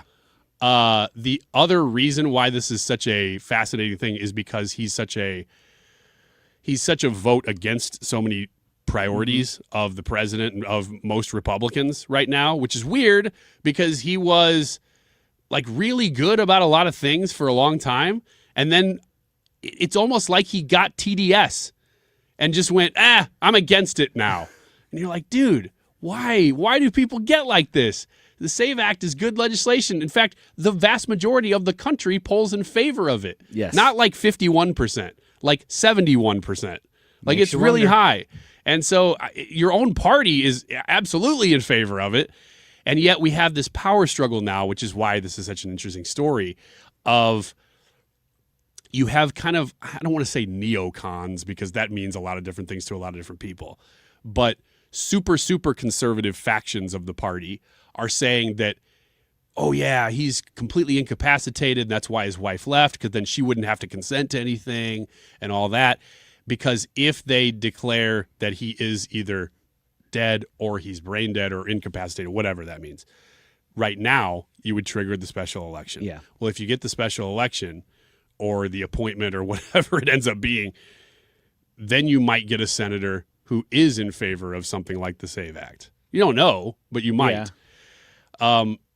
And then conversely, a lot of people in the Republican circles who tend to be a little bit more establishment are saying, no, we should trust John Thune. We should trust that Mitch McConnell's okay. And their motivation seems to be that they want McConnell to stay and not trigger a special election. So, but you're reading between the lines on a lot of these things. You don't really know. And again, it all may be nothing. He may be fine and just in the hospital and on his laptop right now. Yeah, I'm in my hospital. I had a heart attack. I'm recovering. Leave me alone. Leave me alone. But still. I'm conscious. I'm cognizant. I'm doing what I can, but I can't move very well because I'm 80 billion years old and my heart is weak. You have to know, though, that when people start to really speculate and you've been in the hospital, your staff didn't say why for almost a month, at some point, the governor of your state's asking you, hey, can you let us know? At some point, you got to say yes. Flip that cell phone camera open. Guys. Yeah. I'm fine. Just throw up an Instagram. Post it on. What's up? Hashtag turtle. Let's go.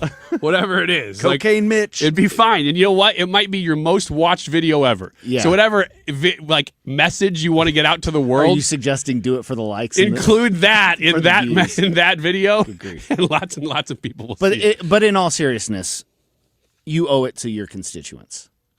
Yes, I was not going to bring it back to all seriousness. I was going to go. That's why I am here. I was going to joke right into that break. This is my job. Well, we got a lot coming up, and it is going to be so hilarious.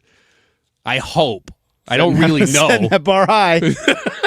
We're going to talk about the World Cup. Now, you may be past this. You may be over it, but I got some things that I think that you'll be interested to hear about regarding the final game with the U.S. Ethan's going to come in. We're going to talk about a little bit of that stuff, but I want to talk about the bigger picture with the World Cup, which really has very little to do with sports. And it's not just like an America 250 thing. Weird little angle that I want to present this next here on the Annie Frey Show.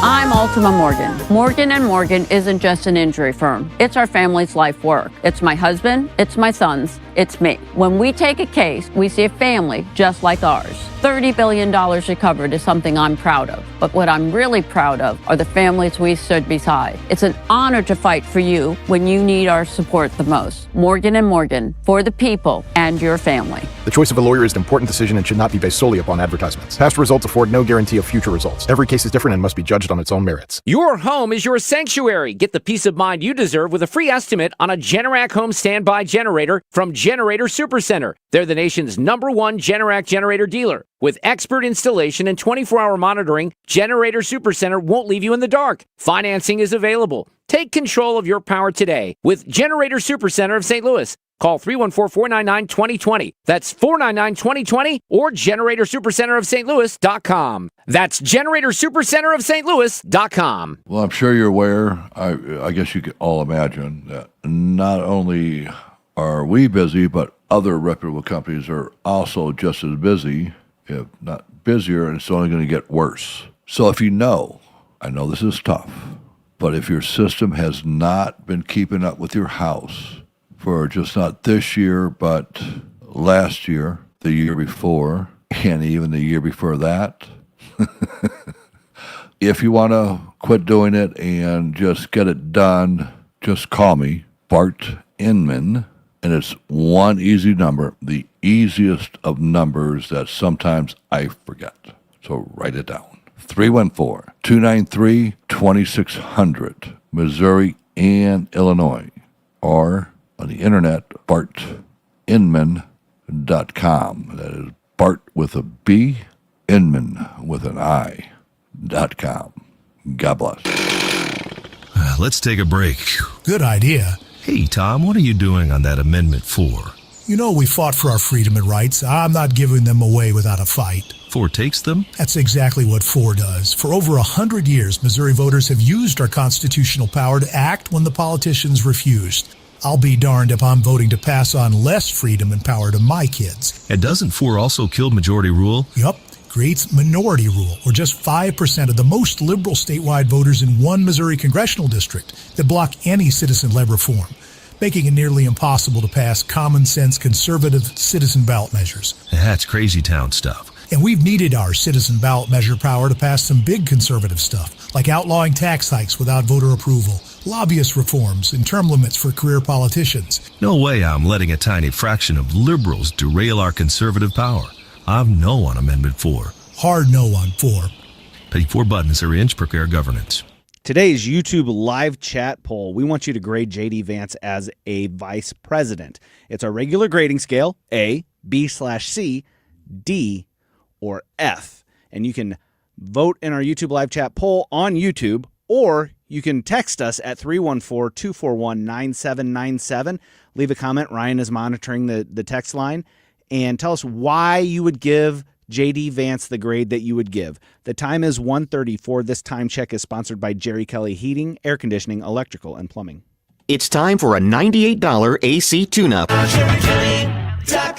For details and a list of all station contest rules, visit www.971talk.com/rules.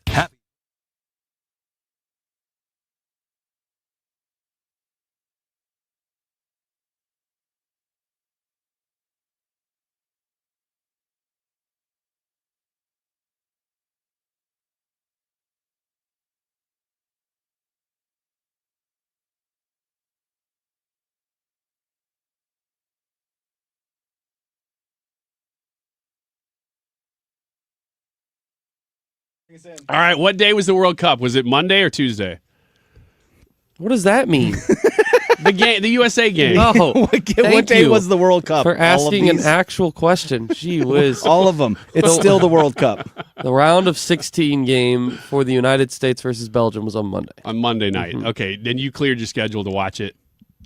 No, but I was at home. I had other stuff going on, but I was watching that simultaneously. What else was going on? I was doing a post-game show for the Cardinals, so I had two legitimate. TVs set up. What else were you doing? What else could possibly have been? Hoping to dig into your personal life a little bit, but it was all professional. You dug. So you watched the game mostly, though? Yes. Okay, so you were as disappointed as I was. Oh, yes. We discussed this on Tuesday. Mm-hmm. You and I had a little bit of pretty passionate camaraderie in that we both thought that was an absolute embarrassment. I remember having a conversation with Ethan, too. And I told you were him, not here Tuesday. No, but I told him before I left on Monday because I thought Ethan maybe might have been looking past Belgium a little bit.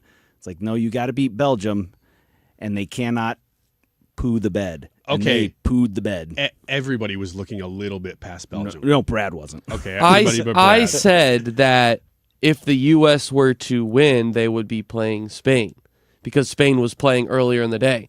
And Brad was like, slow down. They got to beat Belgium no, first. I understand that. Like, I'm just saying this is a potential matchup for us. Well, that's what a lot of people were saying is if they win, they'd play Spain. And I felt like there was a lot of presumption in that. I'm agreeing with Brad here a little bit in that I do think that we all went into this thinking, oh, we're the favorites. But we were barely the poly market favorites. I know that. It was like 52% to 48%. But I can't believe we were the favorites now going into that game. It is. Here's the thing, is that the United States on paper, and we talked about this a little bit, Belgium was not 3 goals better than us. If these teams played 10 times, this would not go this way 10 times out of 10. In fact, I would argue that, they would probably at least, split them Like it doesn't matter. That stat doesn't matter. Do you think the USA would win 5 out of 10 games against Belgium?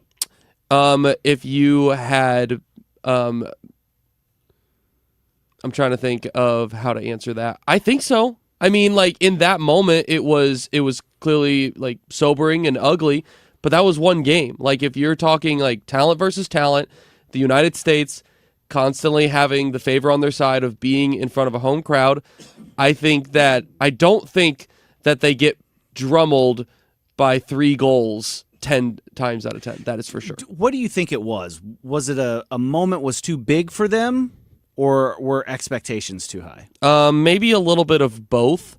I think that the inability to, complete simple plays that ended up really hurting them makes you think that the moment was too big, that there were some nerves causing them to not be nearly as aggressive as they traditionally have been. They talked about this on the broadcast going in.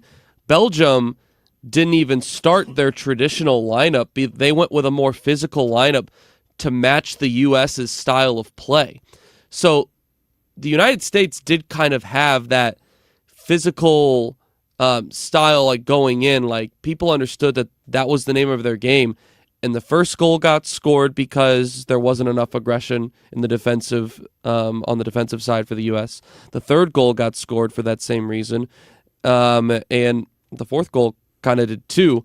No, the fourth goal definitely did. So 3 of the 4 goals were because there wasn't enough aggression from the United States, and that tends to come from nerves and questioning yourself. So yeah, I would argue that the lights were a little bit too bright for the United States. Okay, I was going to maybe make this the poll question today, but because it leaves a lot open to interpretation, so I'll ask you the question: do you think that the U.S. or the World Cup has been good for the USA this year? Oh my goodness. To answer no would be ridiculous, because what about if you hone in on that? Because I think if I ask it that way, you're saying it's been good for the country. Yes. What about good for the team? For the team. That's why I'm saying it's an interpretive question, so you can take it either way. But. So my answer on Tuesday was no. Maybe as time goes on, the blow softens a little bit, but the reality is that, in my opinion, I think a lot of people would agree, in order for it to be considered a successful World Cup, the United States needed to advance to at least the quarterfinals. They have not gotten to the quarterfinals since 2002, and it's not very often that I thought they had never been to the round of 8. They had been in the quarterfinals, they the have final once? 8, the round of 8 once. Okay. They beat Mexico in the round of 16 in 2002, and they almost beat Germany in the quarterfinals, and that would have sent them to the semis. And so they had not advanced to the quarterfinals since 2002.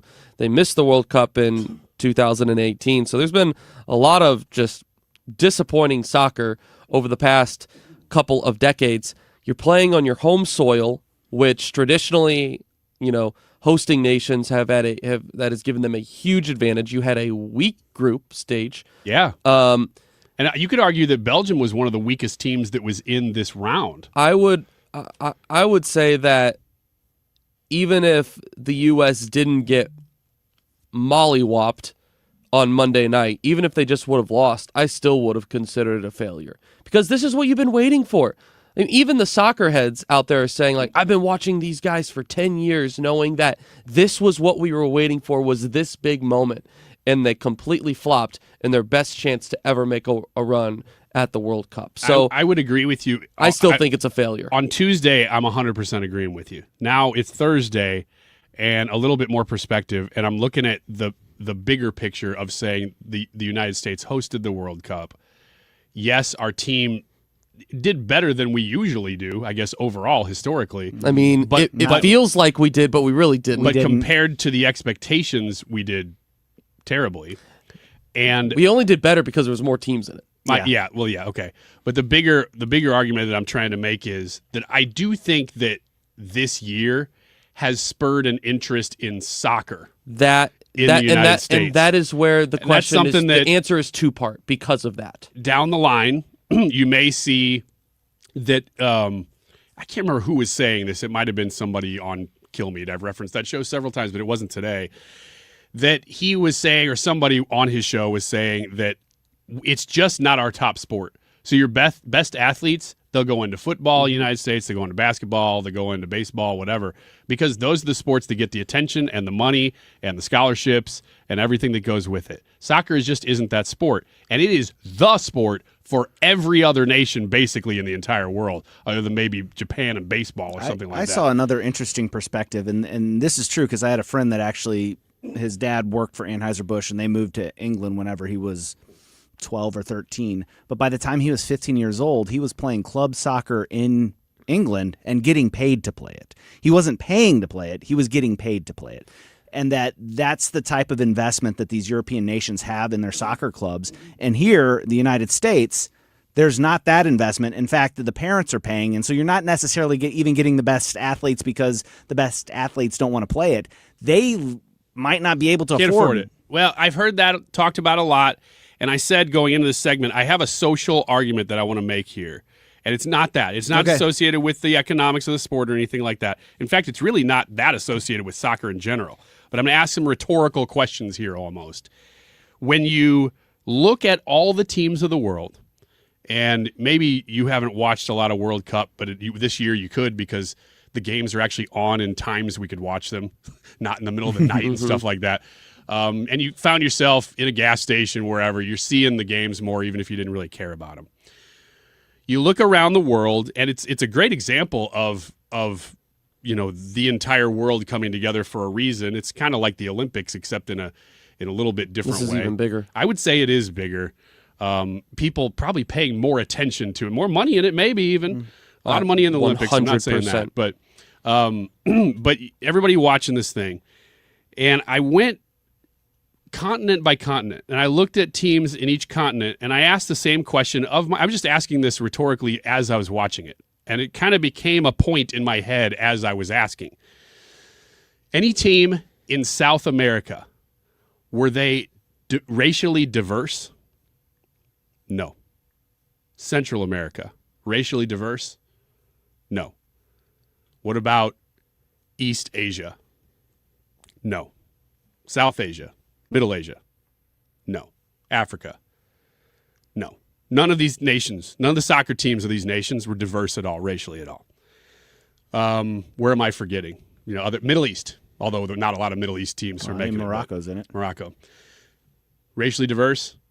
No. They're not. They're not at all. Where do you see the really racially diverse teams? Well, Europe. Western Europe. Pretty much Western Europe. You see a little bit in Eastern Europe.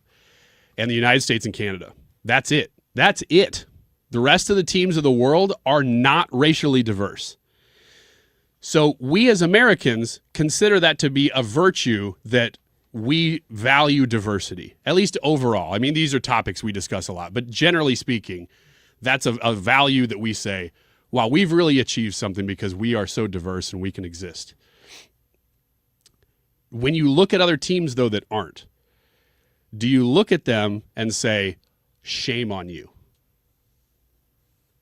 It's rhetorical because I don't think anybody is saying that. I never have. I don't think anyone's paying attention to it. But I also that's kind of my point. Yeah. But I also think that the people that would look at that and say shame on you would look, it's like, oh no, they're allowed to have their culture. Yeah. It's bizarre to me, and this is a very leftist USA based and Western Europe based philosophy that diversity is a strength.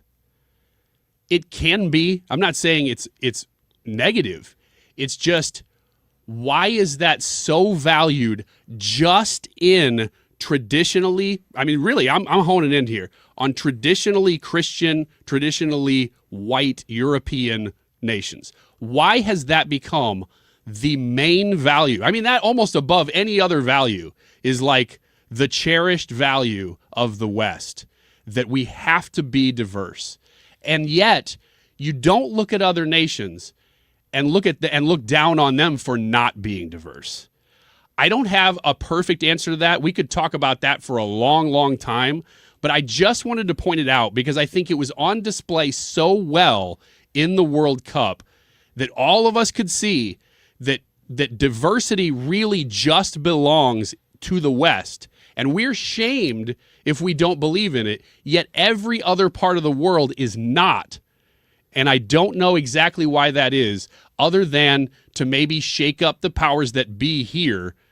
And really, diversity isn't the point. The point that it's a power structure. We'll stop there. I just wanted to make that point because it's something that's been rolling around in my head throughout the entire World Cup as I watch it, and something that I think maybe we're not noticing, but that that should be pointed out because it's a weird world in which we live where it's shamed in certain parts and not in others. Anyway, that's the end of the point. We'll be right back with more of the Annie Frey Show. Ryan Wiggins here with 97.1 Talk in Action for this month. Stop by the Mission Depot in High Ridge on Saturday, July 18th from 9 to 2. New suits, on-site hiring, VA benefits assistance, and free hot dogs. Learn more at 971talk.com/events. HomeshieldFoundationRepairs.com is the website. I want to talk to you about a system called polyjacking that they use to even out, level out, and get rid of that hazardous, uneven concrete that you have in your walkway, your patio, at home, at work, at church. You need to get this taken care of. You don't want that liability to be existing while people, friends, family, heck, you are walking on that concrete from square to square, and there's that one spot where it's sunk and it's caused a trip hazard. So here's what they do. In a day, they can fix that uneven concrete with a system called polyjacking. They take a polyurethane foam, inject it under the concrete to raise it up and level it out, and they put a 5-year warranty on there to back it. 314-271-9900. That's 314-271-9900.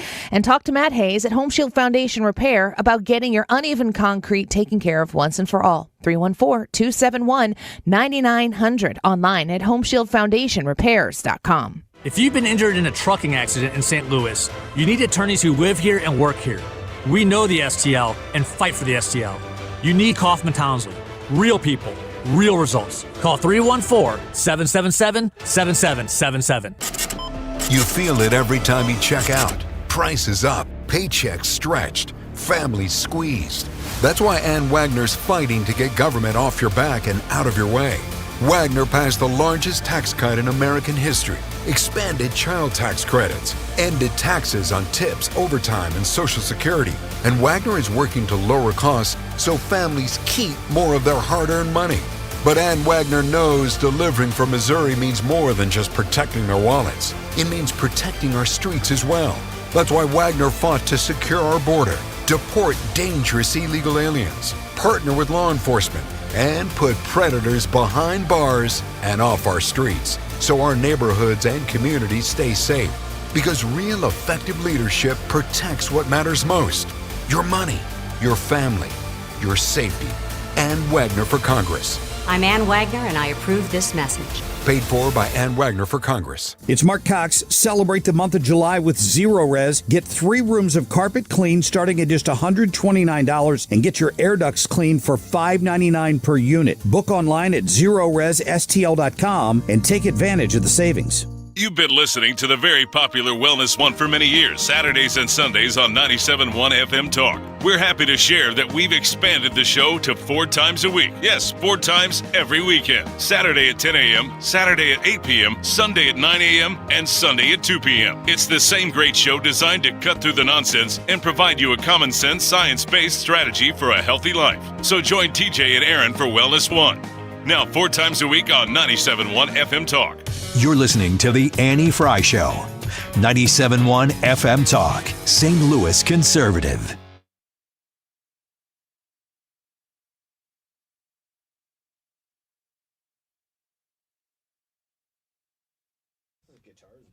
Brad, you just said you had a counterpoint to my discussion about diversity in teams in the World Cup, but we were talking about it off air. I actually don't think that's a counterpoint so much as just a reason why it happens. Yeah. I would argue maybe it's not. I mean, there is an element of our culture that foists diversity as our strength upon us. Nobody is arguing that. The reason you see, my thoughts are, the reason that you see Western Europe and you see the United States with diverse teams and North American teams, not just North American teams. Well, yeah, not just North American teams, but specifically the United States and Canada, is because that's where people that are fleeing those other countries, that whatever they might have, their economic system or something. These are the people that the Democrats are always telling us they're economic refugees. They're coming to the United States. They're coming to Western Europe. They're looking for a better life. So what you don't have is people fleeing the United States to South American countries. You don't have people fleeing Western Europe from North Africa. You don't have, that sort of out-migration from Western countries. So what you've got is these other countries around the world pouring people pouring in from around the world to the Western nations, and that's why you see that. Now, I agree with your point. Diversity for the sake of diversity is not a strength. It's not, because then you have to manufacture diversity and then you stop being merit-based. And I want the best team on the field no matter what that team's makeup looks like. I don't care what it looks like. I want the best. Same thing with doctors. I don't care what my doctor looks like. I want the best doctor. I want the best airline pilots. I want the best military. I want the best. May the best win. That's my mindset on that. So diversity for the sake of diversity is not a strength. Yeah. So it sounds like you're making a purely economic argument to say, well, if you're in a poorer country, you're going to want to go to a richer place. Well, economic. I mean, some of the, I don't know if this applies. You could make an oppression argument for some of the South American countries where they have an oppressive governmental style or something like that. But I don't know how many of those governments are in the World Cup, since we were talking about in that. If you want to make the purely economic argument, I guess you could say we also would have a lot more freedoms, and so you'd want to come to a place like that. Mm-hmm. But if it's purely economic, Japan is a good economy. China is a good economy. They have a lot of money. You don't really see a lot of in-migration in those countries. No, you don't. And you could say, well, China, of course, you're not going to see a lot of migration to China because they're not a free country. But Japan is, and they limit. They do. They put the influx of migrants. But we don't. My whole point in saying that is really, especially with Japan, I think that's probably the best example. They value their culture. They value their culture, and nobody really criticizes them for that. And that's kind of my big point, is that we criticize ourselves over and over. Every single day you are taught to look in the mirror and go, am I considering these things hard enough? It's an attitude it's an attitude of trying to make up for past sins. I guess it is. And you can't do that. And also those past sins apply to almost all these other countries as well. So absolutely. It's a mess, and it's just a point that I thought was worthy of making because it's on such display right now in a way that I was like, I don't know that I expected to watch soccer and find this point, but here we are. Of an observation. Here we are. So we are almost out of time for this hour. We got one more hour coming up on the Annie Frey Show and some fun ahead. We're going to have Ethan back in, and we're going to have Trisha in. She's not doing Annie, You're Okay, but we got some funny stuff and fun stuff to talk about with her at 2:30, so stick around.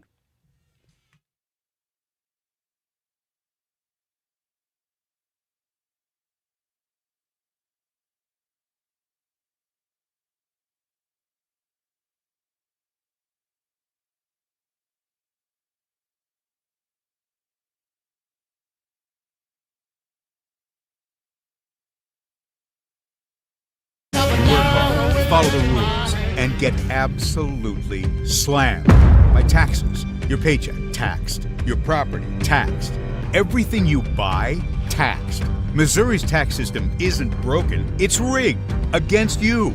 The lawyers and lobbyists working for big corporations and the super rich buried over 200 loopholes for themselves in our tax code. While they pay nothing on the services they use, working families are taxed over and over. It's no wonder they're lying about Amendment 5. Our corrupt tax system is rigged in their favor. They're getting a free ride on your back. Don't believe their lies. The truth is, Amendment 5 closes loopholes exploited by the super rich and slashes taxes paid by Missouri's working families, phasing out income taxes and cutting property taxes. They finally pay what they owe while you keep what you earn. Vote yes on Amendment 5. Paid for by Missouri Promise Pack. Rhino Shield is far superior to even the best traditional exterior house paint. Rhino Shield is 8 to 10 times thicker than paint and comes with a 25-year transferable warranty. Rhino Shield is the only ceramic coating company that has been chosen by Disney, This Old House, and 3 times on HGTV's Curb Appeal, where every episode is concentrated on unpainted brick, bonds and seals to stucco, wood, hardy, block, color lock, masonite, and more. No better product for those steel aluminum-sided homes that have become, chalky and tired looking. We coat sloped and flat roofs to extend their lives too. After 15 years, we've got a great reputation and a superior product. As long as it's affordable, why wouldn't you do it? Before you make the costly mistake of painting with traditional paint, you'd be best served to call Rhino Shield today. We are the experts and our evaluations are free. 877-25-RHINO or 877-25rhino.com. Tell them, ladies. No paint, don't Rhino. Go Rhino Shield. Never paint your house again. Rhino Shield. Paid for by Christian Care Ministry. Hey, I am Brant, and her name is Sherry, and she's a friend and a colleague of mine, and we were just praying for her, actually, because she had a major surgery she just went through. Yes, and I am very happy about something you actually talk about all the time, which is MediShare. That's right. Of course. Yeah. So what was your experience like with MediShare and your healthcare bills? You know what? It was seamless. And that's such a blessing when you're already nervous about a health issue, which I was. Yeah. Members shared my expenses. There were zero problems. And let me tell you, having people pray with you when you call in and it's just what you need, it's so refreshing. Yeah, that's what I keep telling people. People love MediShare and saving tons of money. The typical family, I'm fond of saying, can save $500 a month. I am so thankful for MediShare. It's so different, and I mean different in a very, very good way, Brant. It is a good different. Call right now. They're so easy to talk to. You can get a price within 2 minutes. Here is the number, 855-51-BIBLE. That's 855-51-BIBLE, 855-51-BIBLE. KFTK FM Florissant from the Kaufman Townsley St. Louis's Injury Lawyers Studio. Call 314-777-7777. That's 314-777-7777.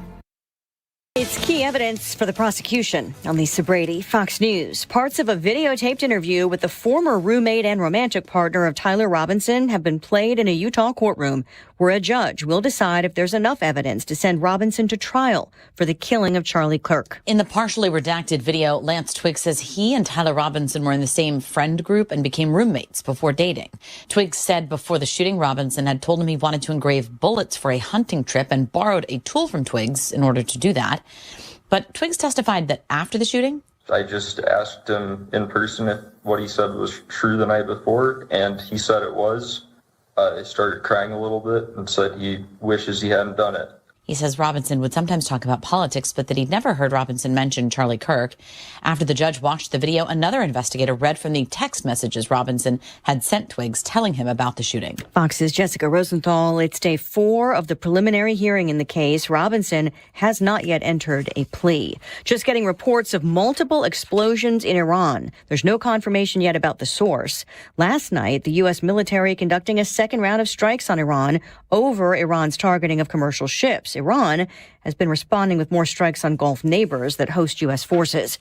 A disappointing reading on the U.S. housing market for June, with costs rising. The National Association of Realtors says existing home sales declined last month, down 2.4%. Home prices rose to a record, and mortgage rates were higher. The U.S. median sales price rose in June to $440,600. Fox's Jenny Cosola. Still, existing home sales for June were higher than a year ago. The average 30-year fixed-rate mortgage just shy of 6.5% in the Freddie Mac report. America is listening to Fox News.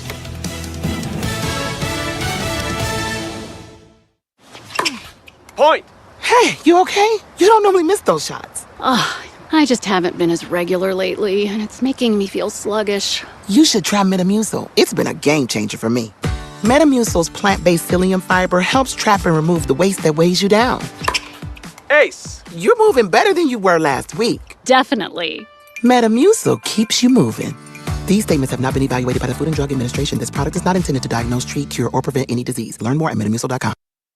My name is Whitney Allen, and I'm a widow. My husband, Ryan, died. We never thought we'd ever have to use life insurance, but the unexpected happened. With Ethos, signing up was fast and 100% online. You can get a quote in seconds, apply in minutes, and get same-day coverage. No medical exams, and you can get up to $3 million worth of coverage. I'm grateful we were prepared. Get your free quote at ethos.com/term. That's ethos.com/term. Paid spokesperson. Time spent on application may vary. Online health questions required. Air Comfort Service, heating, cooling, and insulation. Weather. Let's do the return of summer this afternoon. Partly sunny skies, hot and definitely more humid, 93 degrees, and we'll be watching for scattered showers and thunderstorms tonight. Scattered showers and thunderstorms, 75. Friday, scattered showers and thunderstorms, 89. That continues on Friday night. The pattern starts to ease over the weekend. This is 97.1 FM Talk. Chief Meteorologist Dave Murray. The Annie Frey Show. Comfort Service Heating, Cooling, and Insulation. Air Comfort Service is hiring licensed journeymen. Don't have a journeyman license? Air Comfort Service will help you get it. Get guaranteed hours year-round and more. Apply online at aircomfortservice.com. That is exactly what I needed to hear. Thank God someone here knows what they're talking about. That's us. That's right. Gotta love this American ride. All right, you need to take the time and get the full picture.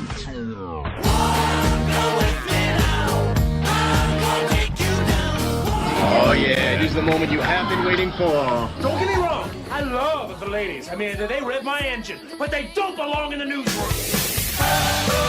Annie's out. Ryan and Brad are in. Goodness sake, kid. Keep your voice down. Your father's listening to the radio. This is the Mannie Frey Show. Very hard. And I say we hit them 20-1. Every time they hit us, we're going to hit them 20. And we did it last night. They did a little something today, but it was really retribution for last night. They hit actually 3 boats, not 2. And when they hit, we hit back much harder. Here we are again talking about Iran and fighting with Iran. At least the fighting is in Iran and not in the United States. We could have played. There are so many clips that I did this actually on my show a few weeks ago. I played clips from just Iran news. Yeah. And I asked if you could tell from when it was, and it was impossible. Yeah. It was deliberately impossible because the news just sort of keeps going in the same recycle, and we're here again. So here we are, and I'm looking at an article right now on The Hill talking about Joe Rogan. I haven't heard much from Joe Rogan lately. He hasn't said, I guess, enough controversial things to break through. But this headline says, Rogan, quote, Trump might have effed it up with Iran war. Podcaster Joe Rogan on Wednesday said President Trump may have blanked it up with the Iran war after the U.S. resumed military strikes on Iran following Tehran's attacks on ships transiting the Strait of Hormuz. Quote, we might have effed it up by going into Iran. I mean, this war is not something anybody that's conservative wanted. Most people don't want. I would question some of this. I would I'm just question reading that it as well. Most people don't want it except supporters of Israel. Another whole I would question can that of as well. worms there. I'm just reading it to you. Rogan said on a Wednesday episode of his podcast, The Joe Rogan Experience, quote, the only people that seem to be thinking it's a good idea in this country, they're the only people seem to be thinking it's a good idea in this country. Most people are horrified by the idea because Trump did one of the pillars that he stood for apparently was that he doesn't want more wars. Rogan echoes conservative criticism shared by Tucker Carlson, Megyn Kelly, and Matt Walsh, among others. That article being from The Hill and giving you their spin, of course, on what Rogan said. Now, I'm just reading that to you because Rogan is a highly influential person, not because I necessarily agree with everything that he said there. But I will say this. I think, and we hit on this a little bit yesterday here on the Annie Frey Show talking about Iran. I think that some people are going to hear me say some of these things and go, oh, you're just being a Trump apologist. I hope that if you listen to the show that you would know that I really hate doing that kind of thing. I really, really, really hope that my opinions are objective enough that it really doesn't matter who's doing what, that my opinions remain, this is right, this is wrong. Now, that's murky because things are always changing. Like if you're talking about AI, it's not something I could refer back to go, well, when I was growing up, this is what we thought about AI, and I still think that. So you got to evolve. But I would hope that at least the principles of what I believe are the same regardless of who's in power. That said, I think there are things that are not being said about this Iran war that absolutely are wins. Yes. That we're not talking about even in the conservative circles. But let me first, before I get to those, say that I also think there are things that the Trump administration got into this on premises that ended up not being true. Like, I do believe that when Trump went into Iran, that we had just come off a very similar operation in Venezuela, and that it was very successful. And he thought, oh, this is a moment that we've been waiting for. Not we as in conservatives, but we as in Americans, because this spans multiple presidencies, that there was an uprising happening in Iran at that moment, like a month before we attacked. And they had murdered so many of those people that I think that our intelligence suggested that if we go in and just tilt it a little bit, like take out a leader, take out a couple people, that movement would be energized enough to take over, and that might change that country permanently.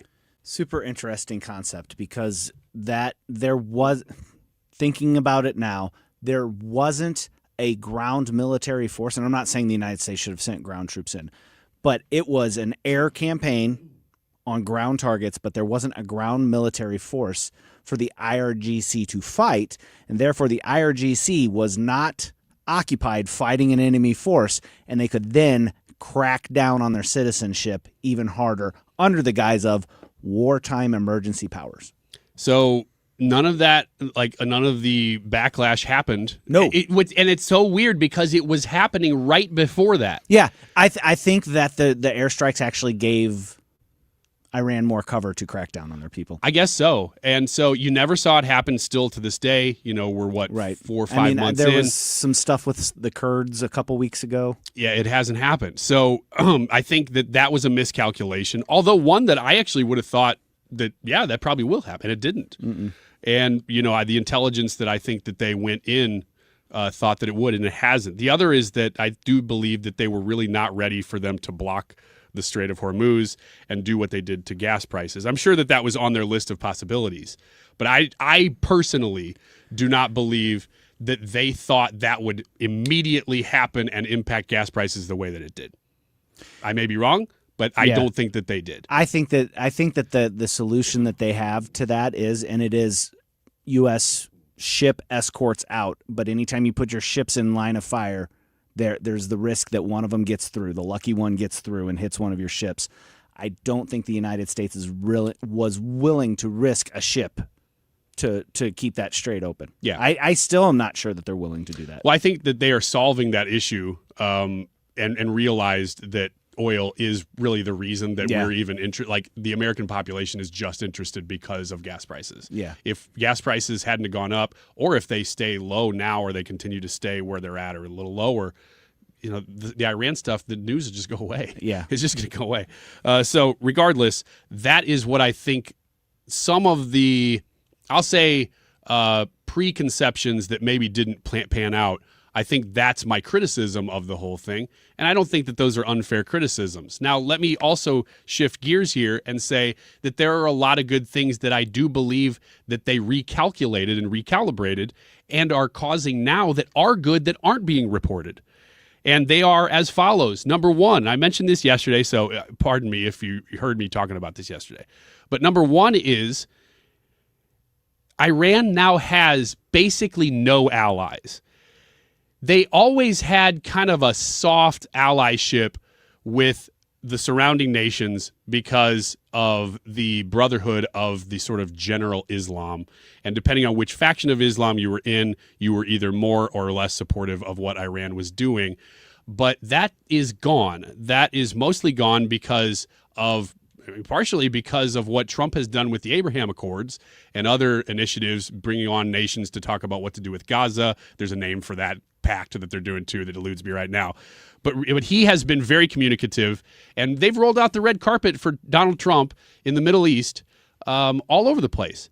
And Iran has attacked. They just attacked Jordan yesterday. It's the first time they've done it.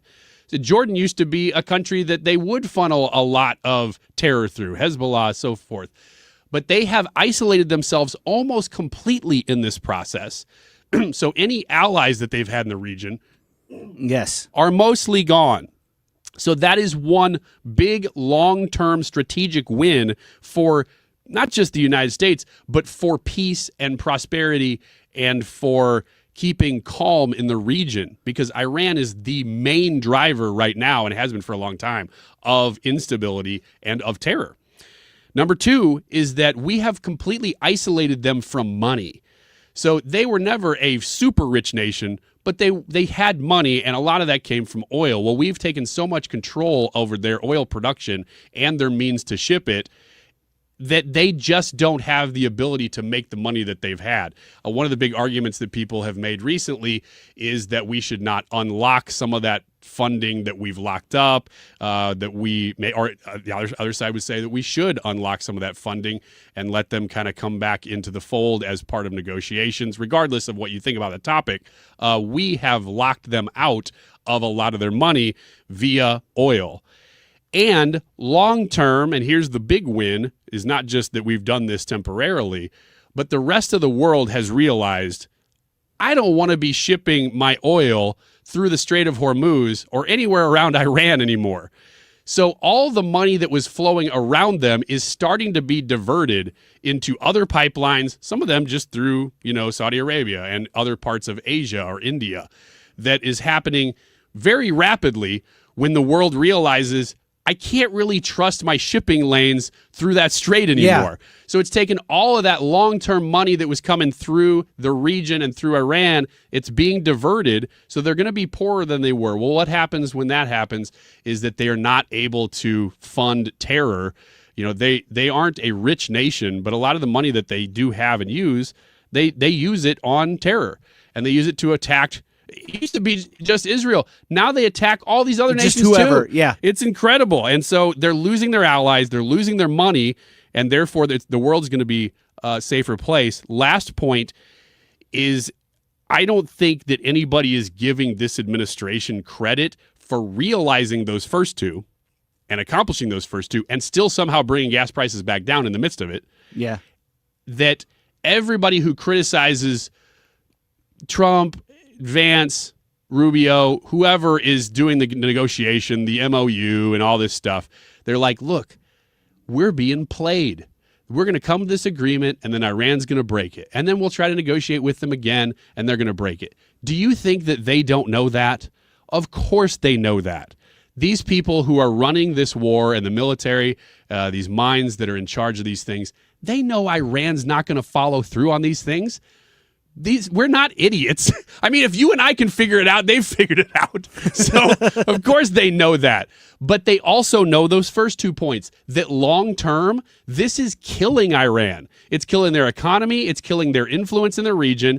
And they're like, fine, let's just slow play it. And the only reason that we couldn't up until now was because of the American pressure from the people on gas prices. If we figured out gas prices, which remains to be seen, I mean, they've come down, but will they stay down? We have to see that. If they stay down, we have won this war by basically long-term attrition. And I don't think anybody is saying any of that. And I think it's important to put that out there because even amongst conservative circles, I'm just not hearing those points made that we are actually playing them at this point, the long game with them. And again, if gas prices stay low, we can play this game as long as they want, and it's just hurting them. It's not hurting us at that point at all. Yeah, the thing that you have to never forget about Iran is that it is a theocracy.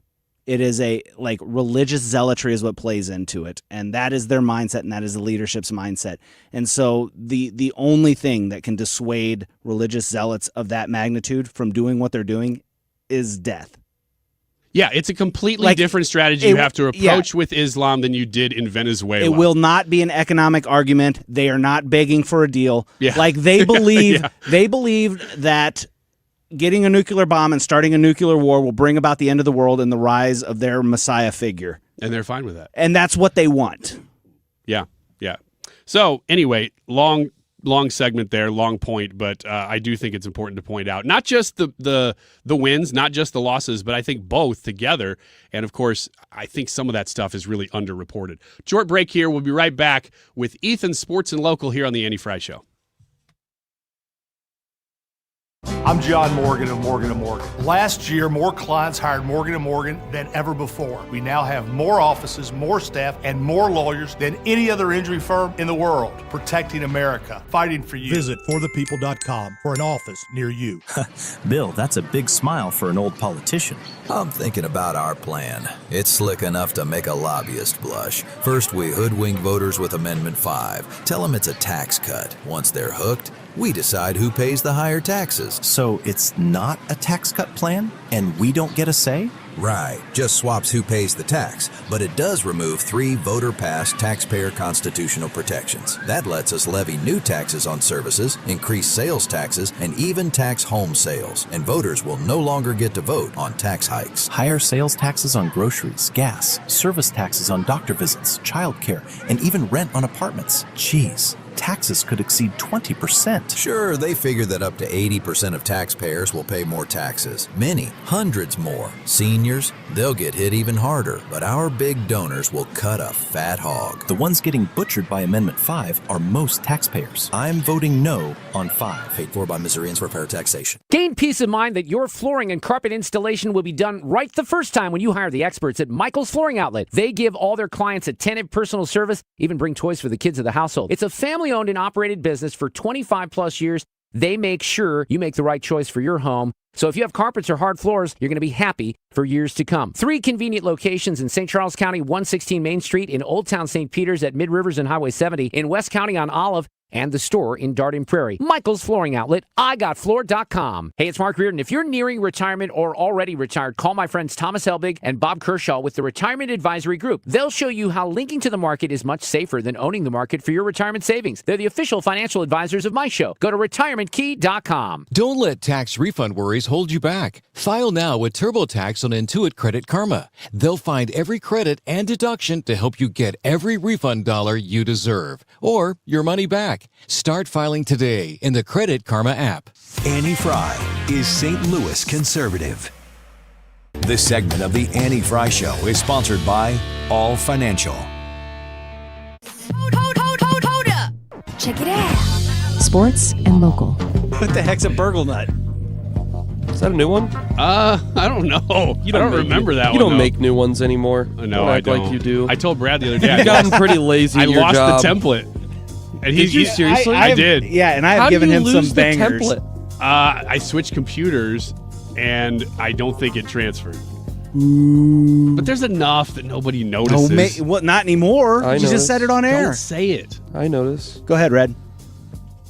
All right. We're reaching the end of that. We are reaching the end of that. I refuse to allow for my new nickname to be Red.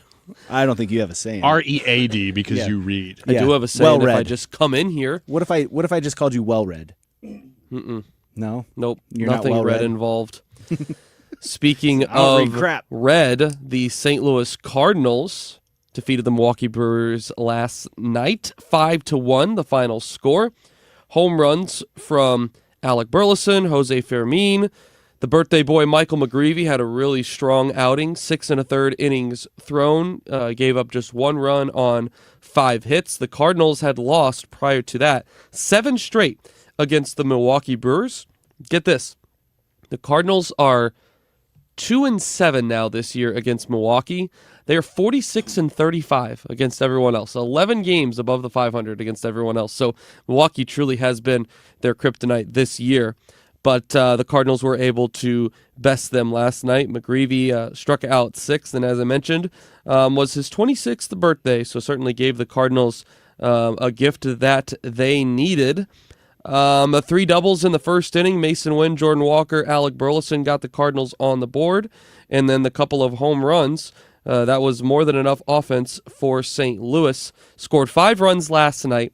Prior to that, in their previous 13 outings at Busch Stadium, had averaged 2.5 runs per game. So Busch Stadium definitely known as a pitcher's park, but it has been taken to the extreme this year. So the Cardinals offense has been pretty quiet here as of late while playing at home. So good to see some fireworks in last night's game. Speaking of fireworks, you're going to be able to see more of those next week from a St. Louis Cardinal in Philadelphia. Jordan Walker was already announced last weekend that he would be a reserve for the National League roster in the MLB All-Star Game, but just this morning, the Cardinals announced that Jordan Walker would be participating in the Home Run Derby.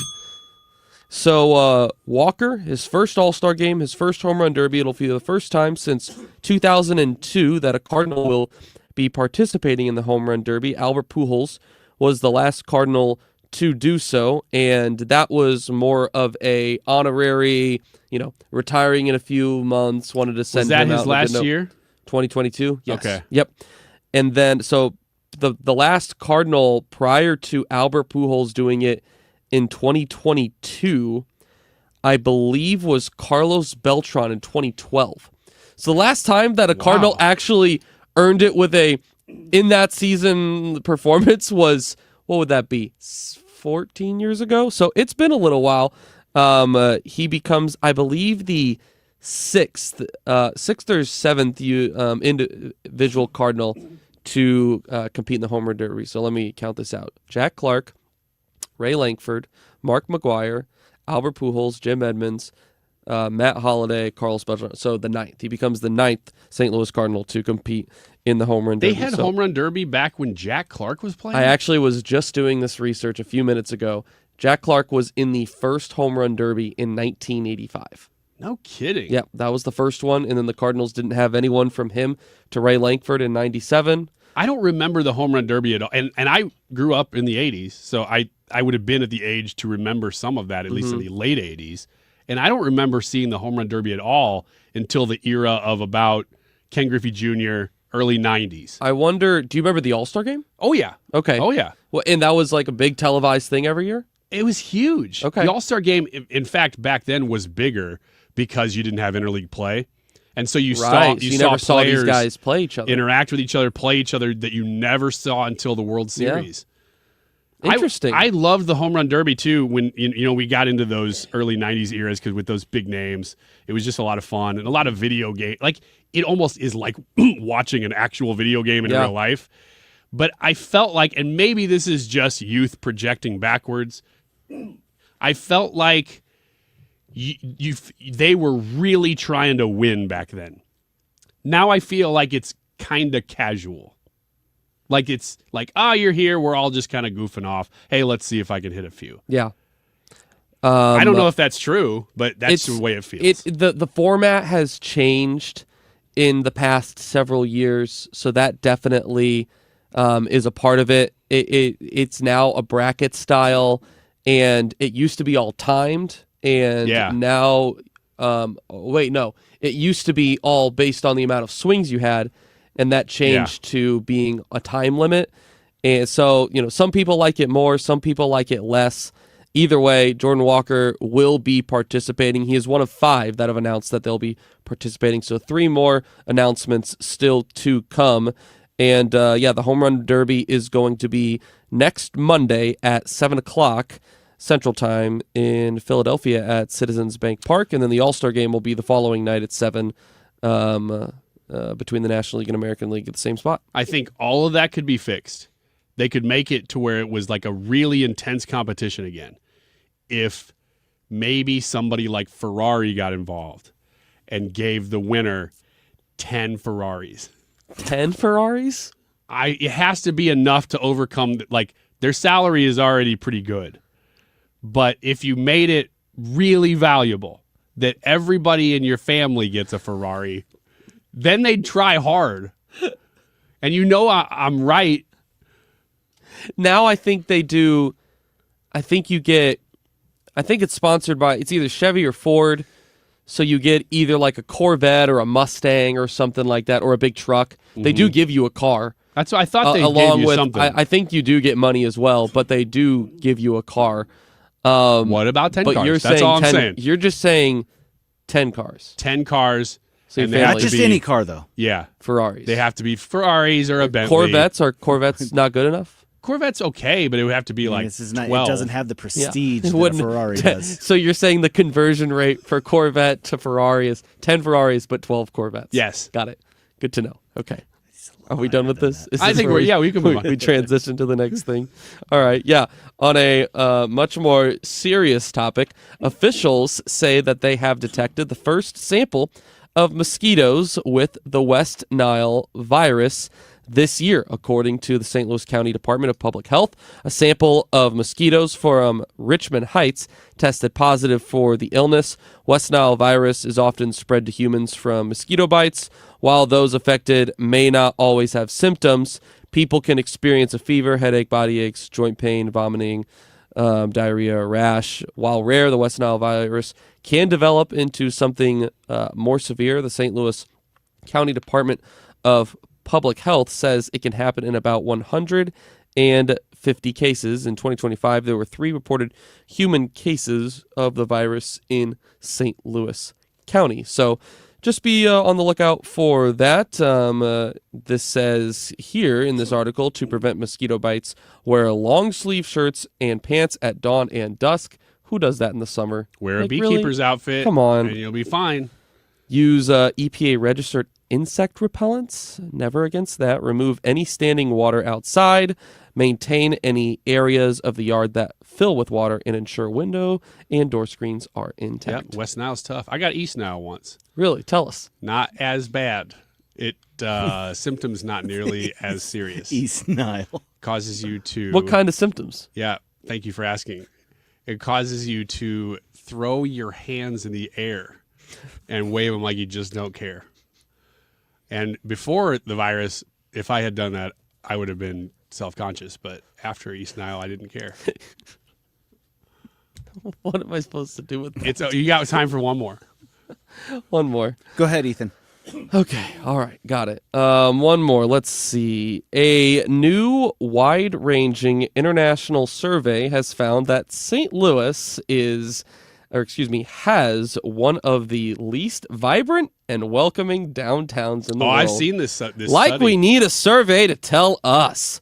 The Gensler City Pulse 2026 report, which was released last month, included responses from more than 35,000 residents across 75 major cities worldwide, including 33 in the United States.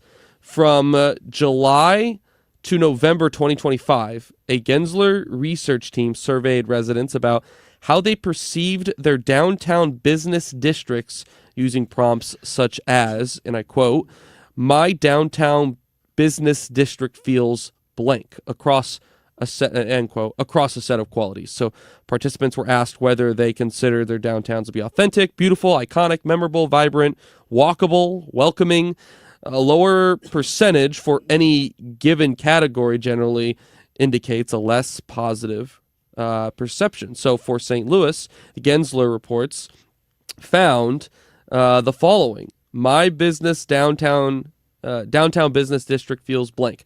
70% said authentic, 55% said beautiful, 58% said iconic, 67% said memorable, 50% said vibrant, 58% said walkable, and 53% said welcoming. On the concept of a vibrant downtown, St. Louis finished tied with Portland, Oregon as the worst in the United States. And tied for second worst globally, only ahead of San Jose, Costa Rica. 50% of voters said St. Louis. We always hear about these in regards to the rest of the country, but that one is unique because it compared us against basically every metropolitan area in the world. In that survey. 35,000 people surveyed, so it's a pretty big one. Welcoming is last. Welcoming, we came in last. And fourth worst worldwide. I mean, behind Rio, think about that. Athens, and San Jose, Costa Rica. Compared to every single city in the world,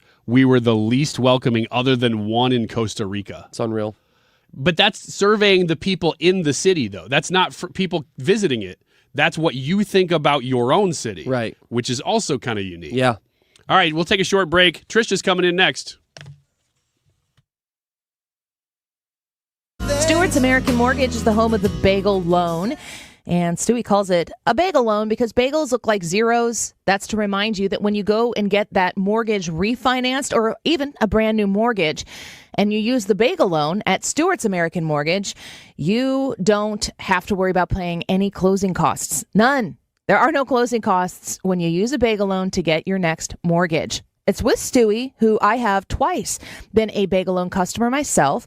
When you call 314-324-4440 or text 314-324-4440, say, hey, Stewie, Annie said something about a bagel loan. I'd be curious to see if it works for me or whatever you want. And get the process started. Once you get going, he can give you closing documents in 2 weeks or less. It's pretty incredible. And he's going to help you navigate the best situation for you in your mortgage pursuit. So call him or text him at 314-324-4440. Google the bagel loan, NMLS number 226715. How We Made Your Mother is a rewatch podcast that looks back episode by episode at the hit TV show How I Met Your Mother. It's hosted by me, Josh Radnor, along with series co-creator Craig Thomas. In seasons 1 and 2, we were joined by Neil Patrick Harris, Kobe Smulders, Bryan Cranston, Ashley Williams, Wayne Brady, Jenna Fisher and Angela Kinsey, Joe Manganiello, and my brilliant co-creator Carter Bays, and now we are diving into season 3. So whether it's your 50th rewatch or your first time through, follow How We Made Your Mother wherever you get your podcasts. License number GL250000615. You're cooking dinner. The lights go out. You flip the breaker and forget about it. But what if it keeps tripping? Trips once, your breaker's doing its job. Keeps tripping? That's a warning. Bad wiring or something worse. Do people just keep flipping it? Most do, until they can't anymore. Call Grasser. We'll stop the trip. Green is always Grasser at GrasserHomeservices.com. Things in Washington, D.C. may seem unsettled at times by their lack of progress, but one department in the U.S. government is progressing. That is the IRS. Hi, this is Lance Story with the Lance Story Law Firm. The IRS is in full function to collect on unpaid taxes. If you've been putting off a tax problem, it's time to call the Lance Story Law Firm and get it resolved. Don't think the government is too busy to focus on my issues. Too many of my clients thought the same. So if you owe back taxes or haven't filed returns in years, it's time to call the Lance Story Law Firm and finally resolve your tax issues. Remember, if you have tax problems, you have legal problems. Call the Lance Story Law Firm. Our office is right here in St. Louis. Or call 314-260-6120 or visit LanceStoryLaw.com to schedule your free consultation with your local tax resolution law firm, the Lance Story Law Firm. The choice of a lawyer is an important decision and should not be based solely upon advertisements. Hey guys, are you dealing with low energy weight gain or issues in the bedroom? Game Day Men's Health is the premier men's health clinic in the St. Louis area with locations in Chesterfield and O'Fallon, Missouri. They specialize in low testosterone and sexual health, and they also help men and women with medical weight loss, vitamins, and peptides. They offer free consultations and testosterone tests with results in about 20 minutes. Get in, get answers, get back to the top of your game. Visit GameDayMen'sHealth.com. Again, that's GameDayMen'sHealth.com. All right, today's YouTube live chat poll, we want you to grade J.D. Vance's job as vice president. We want to know what you think, so you can vote one way by jumping on Annie's YouTube page, but then you can also leave us a comment either on the YouTube chat or at 314-241-9797 and tell us why you voted what you voted. Our options are A, B/C, D, or F. Nene on YouTube says A++. I would love for him to be the big guy for 8 years after Trump leaves office. So if you get in your text, we might read them on the air. The time is 2:36. This time check is sponsored by Jerry Kelly Heating, Air Conditioning, Electrical, and Plumbing. It's time for a $98 AC tune-up. JerryKelly.com. Built in the heartland, for the heartland. 97.1 FM Talk, St. Louis Conservative.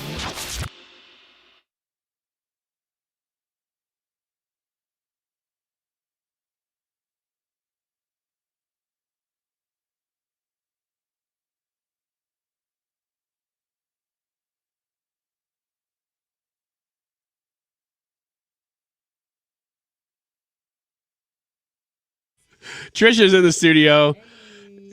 She is explaining something that I've never seen before. I thought she was waving at me with her phone, but she wasn't. I wasn't. You were just shaking it.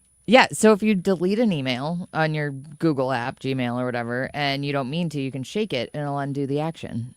How far back will it go? Well, I just tried and then it didn't work, and I turned my phone off, back on, found the deleted email, shook it again, and it did it. So I don't know. Pretty far. Does it work with other apps or just Gmail? I don't know. This is the only one I know about. How did you even find that? I don't know. I just know it. There are so many things. I was born with this knowledge. I bet there's stuff that phones can do that would be so practical that none of us are using. Well, you remember when texting was just really getting big, and somebody on the iPhone realized that if you hold your thumb on the space bar, you could scroll through your text instead of I learned that from listening to Sue Thomas on Reardon. Mm-hmm. That was 2 weeks ago. The rest of us have been doing that for a while, but it was like that. We're wow, this is so useful. There's 1,000 things like that. Yeah, because I can't figure out why sometimes you're I want to click on this spot, and it will not. It will not let you. It's no, you do not want to click on that spot. And I'm I'm telling you 15 times in a row I do, and then you got to press that stupid button and it stays. I don't text anymore. I voice to text. Yeah. You voice to text now? As much as I can. Yeah. I mean, while we're on the air, I can't. You should. You should. You shouldn't be texting while you're on the air anyway. You should be focused. You think that's true? I do. I would like to think that is true. Trisha is here to find out whether or not she, and by association, all of you, are poor. I can conclusively say yes. Yeah? Yeah. Okay, so you want to go ahead and end this? Yeah, I will. Yes. Roll the music. Everybody in this room, yes. Well, if you were trying to get out of poverty then, okay, these are ways that you would do it. Well, I guess I should stick around then. You should stay, because I want to see if you and Brad and I do any of these things. The first is that you make investments, but you make them in low-value things. This is all from Warren Buffett, by the way.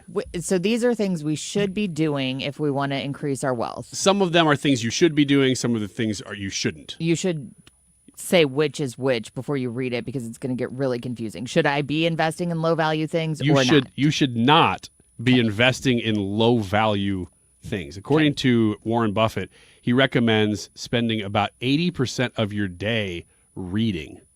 So investing in yourself is what he's saying here.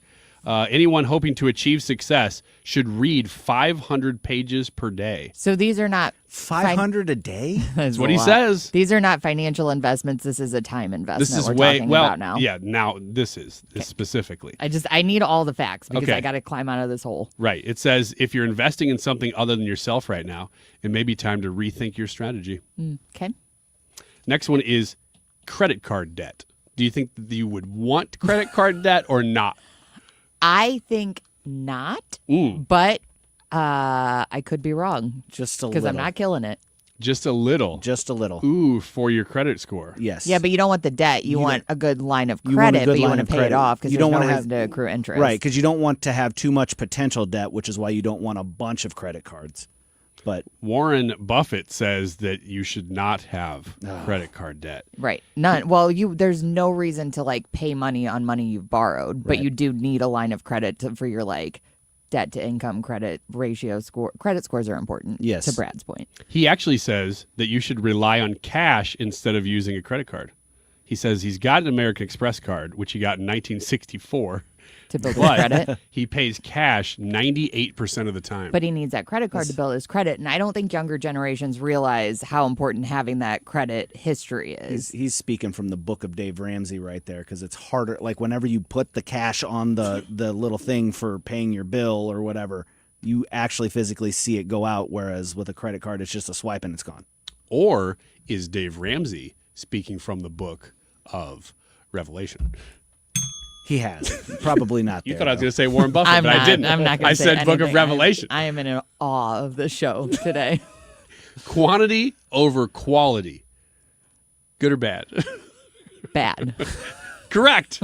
Correct. He says you should not be buying things in quantity over quality. I am very, very susceptible to this. It is better to buy a wonderful company at a fair price, since you're looking at buying companies, of course, now, than a fair company at a wonderful price, he says. He won't invest in something just because it's cheap. You can apply that all the way down. Well, and I think we're struggling with that in our society now, because that like fast, like Amazon, everything, like fast delivery, fast casual, I think is what they call fast fashion or casual, whatever. Yeah. Everything's cheap and gets to you fast and it's mass produced. So I think that we're even like more inclined to like consume in quantity versus investing in the quality of things. Yes, I agree. How about new cars? He just straight up says, do not buy a new car. Wait, I didn't know if it was good or bad. Don't buy it. Oh, sorry. So Yeah. Okay, do you think buying a good car is new or bad? Is bad? Yeah, it's bad. That was my guess. Yeah. Don't do it.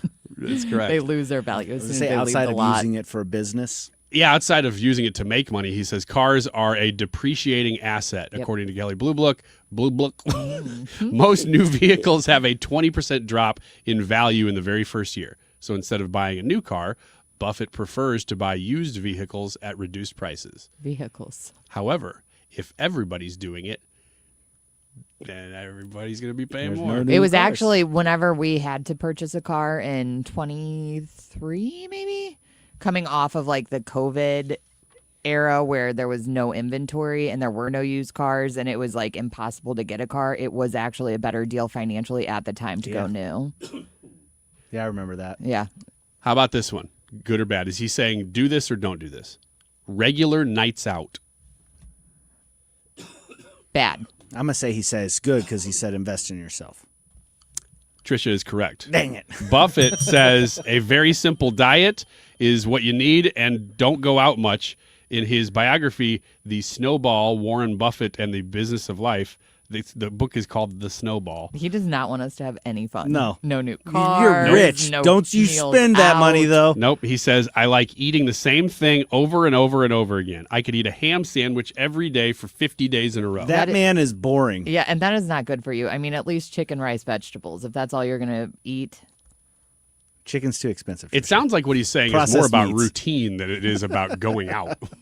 He's like, you could go out for a ham sandwich. Terrible for You can his be health. a millionaire if you live like a pauper. Yeah, exactly.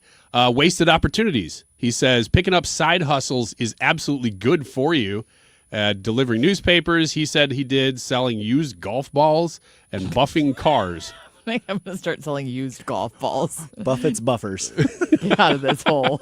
Anybody on the in the market for used golf balls? Well, you could make a little bit of money on used golf balls. Could I around here if I set up a used golf ball stand? bin?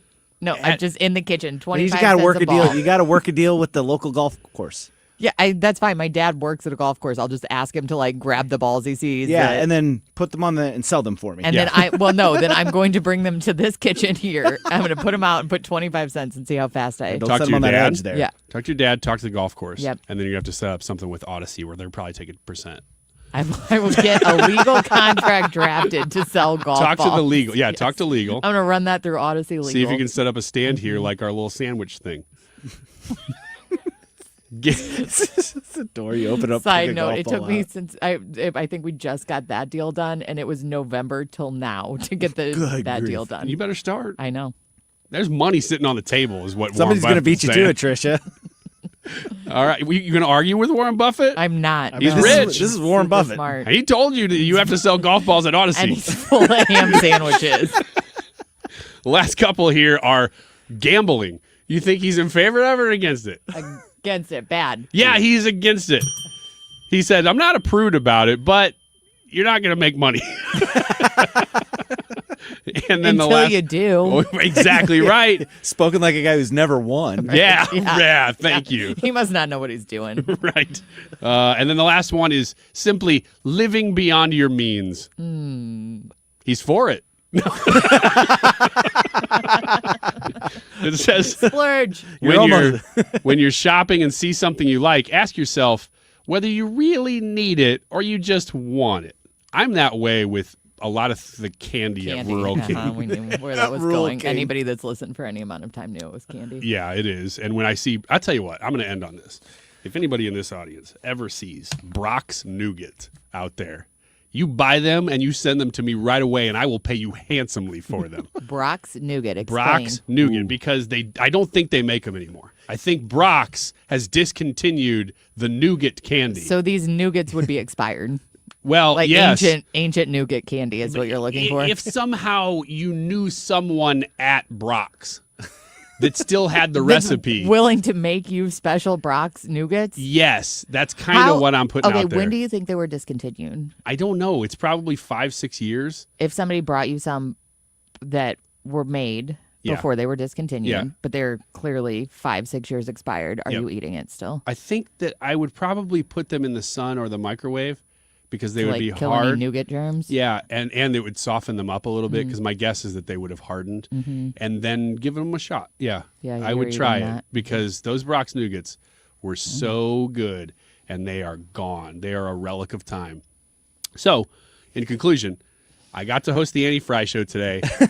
You got one more segment, bud. And if anybody is connected to Big Brock's, you let me know by texting 314-241-9797. We'll be right back.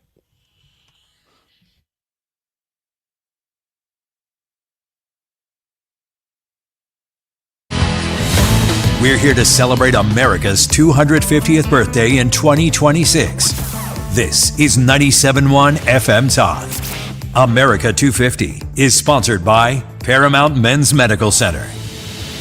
The Retirement Advisory Group is waiting for your phone call. They'd love to meet you, and I have a feeling that you will love what they can do for you to help you get to the promised land, retirement. Yes, that sounds like a very lovely and exciting thing that you've been working your tail off. So fill in those gaps of where it's kind of spooky to think about retirement because you want it to be everything you've dreamt of, but you're just not 100% sure yet.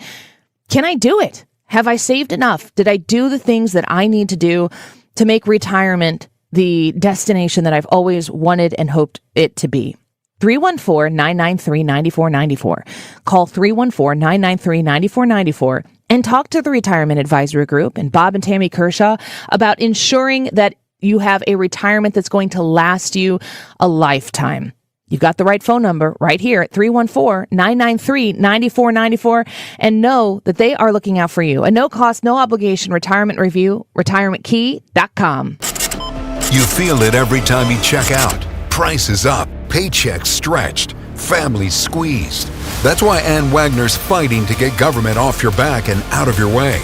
Wagner passed the largest tax cut in American history, expanded child tax credits, ended taxes on tips, overtime, and Social Security. And Wagner is working to lower costs so families keep more of their hard-earned money. But Ann Wagner knows delivering for Missouri means more than just protecting their wallets. It means protecting our streets as well. That's why Wagner fought to secure our border, deport dangerous illegal aliens, partner with law enforcement, and put predators behind bars and off our streets so our neighborhoods and communities stay safe. Because real effective leadership protects what matters most: your money, your family, your safety. Ann Wagner for Congress. I'm Ann Wagner, and I approve this message. Paid for by Ann Wagner for Congress. When it comes to hiring a contractor, you need somebody you can trust. It's Mark Cox, and I want to tell you about my friend Curtis Carell of the Carell Roofing Company. Curtis fixed my roof. It was after a major hailstorm. He came the same day, got up and inspected it, and from start to finish, from having the adjuster out, pointing out what he thought was wrong, all the way until it was done, it was a fantastic experience. And that's not just my experience. I have coworkers here at the radio station who've also used Carell Roofing Company, and a lot of my listeners have taken my advice, and I thank you for that. Curtis goes the extra mile. He just sent his crews out to Kansas City. They got additional training on working with insurance adjusters, making them more likely to get approval on your case. If you've been denied, call Carell Roofing Company and get Curtis on the case. He's going to do a good job for you. More than 20 years of experience in the roofing industry, and you can take that to the bank. Call him at 314-222-9529 or CarellRoofingCo.com.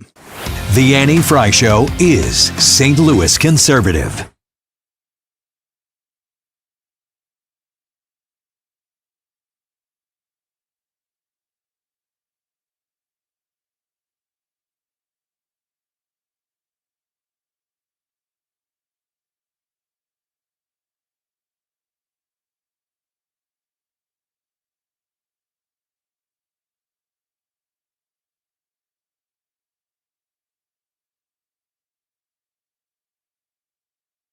All right, last segment here on the Annie Frey Show, or the Mannie Frey Show. We haven't said that much, but it is the Mannie Frey Show. When she's away, the boys will play. Last story here to get to is that there is a restaurant doing something, it says in the New York Post, doing the unthinkable. It is letting guests of the restaurant, patrons, name their price for the food. Now, this is not the first time that I've heard a story like this. I think that we've talked about several coffee shops that have tried this. One I remember was in New York City, and another one I think was in Portland. Mm-hmm. And unfortunately, and I mean this, unfortunately, they failed because it is such a nice idea. There's no government doing this. It's a person opening a restaurant or a coffee shop and saying, I just want to try to bless people. Pay what you can. I think that is wonderful. It's stupid, but it's wonderful. It ignores the nature of man. They forgot people are deadbeats. You are 100% right. And by the way, thank you to everybody texting in links to Brock's Nougats right now.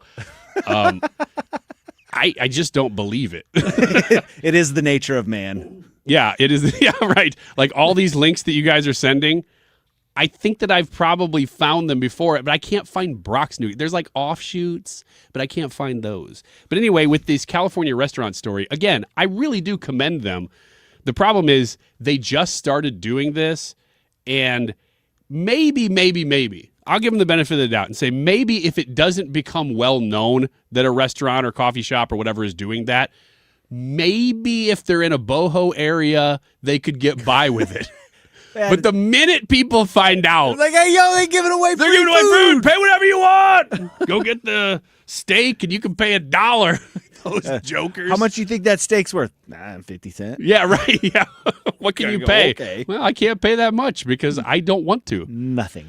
That is the problem with, exactly as Brad said, the nature of man and these kinds of ideas. But I do want to commend them because there's no reason why every leftist business in the world shouldn't try this and then realize the nature of the economy. I want to live in the world that they think exists. I do too. It would be wonderful. Someday, maybe we will. Jesus will return. Yes. And we will actually have a barter system or just something. I don't know. I actually don't know what that'll look like. But unrelated to the restaurant story, I've had this pulled up for the whole show and never got to it. There's a massive outbreak of diarrhea in the United States. What are we doing? I'm just reporting. It's massive. I'm just reporting. It's still unclear. This is from The Hill, okay? Reputable. It's still unclear what has caused more than 1,000 people to fall ill with a condition that can cause, quote, explosive diarrhea. But it is clear that some states have been more impacted than others. The CDC said that between the start of May and mid-June, at least 145 cases of cycloporestasis sounds awful has been reported in the U.S. Cases of the parasite-based sickness are common each year from May through August, but some states are seeing larger than average spikes in cases. Michigan alone has confirmed nearly 1,000 cases so far. And it has actually shown up here. There's some local news about this, too. Brad, as you pull up the YouTube live chat poll results, I will also confirm that, yes, CNN is reporting that 1,400 people have now been affected, and this is just from an hour ago. So this is actually a real news story. It's not just one to end the show on, something to be aware of. The YouTube live chat poll today was Jade Grady Vance as a vice president. Brad, what were the results? Jade Grady Vance. Oh, did I? Yeah, trying to pull them up here. Okay. Right now. Jade Grady Vance. No, why are you giving me an ad? I can't find them. Grade J.D. Vance as an A, B, C, D, or F. I will give you my vote. It is an A. I think he's done a tremendous job. 71% said A, 20% said B/C, 2% said D, and 6% said F. See you next time.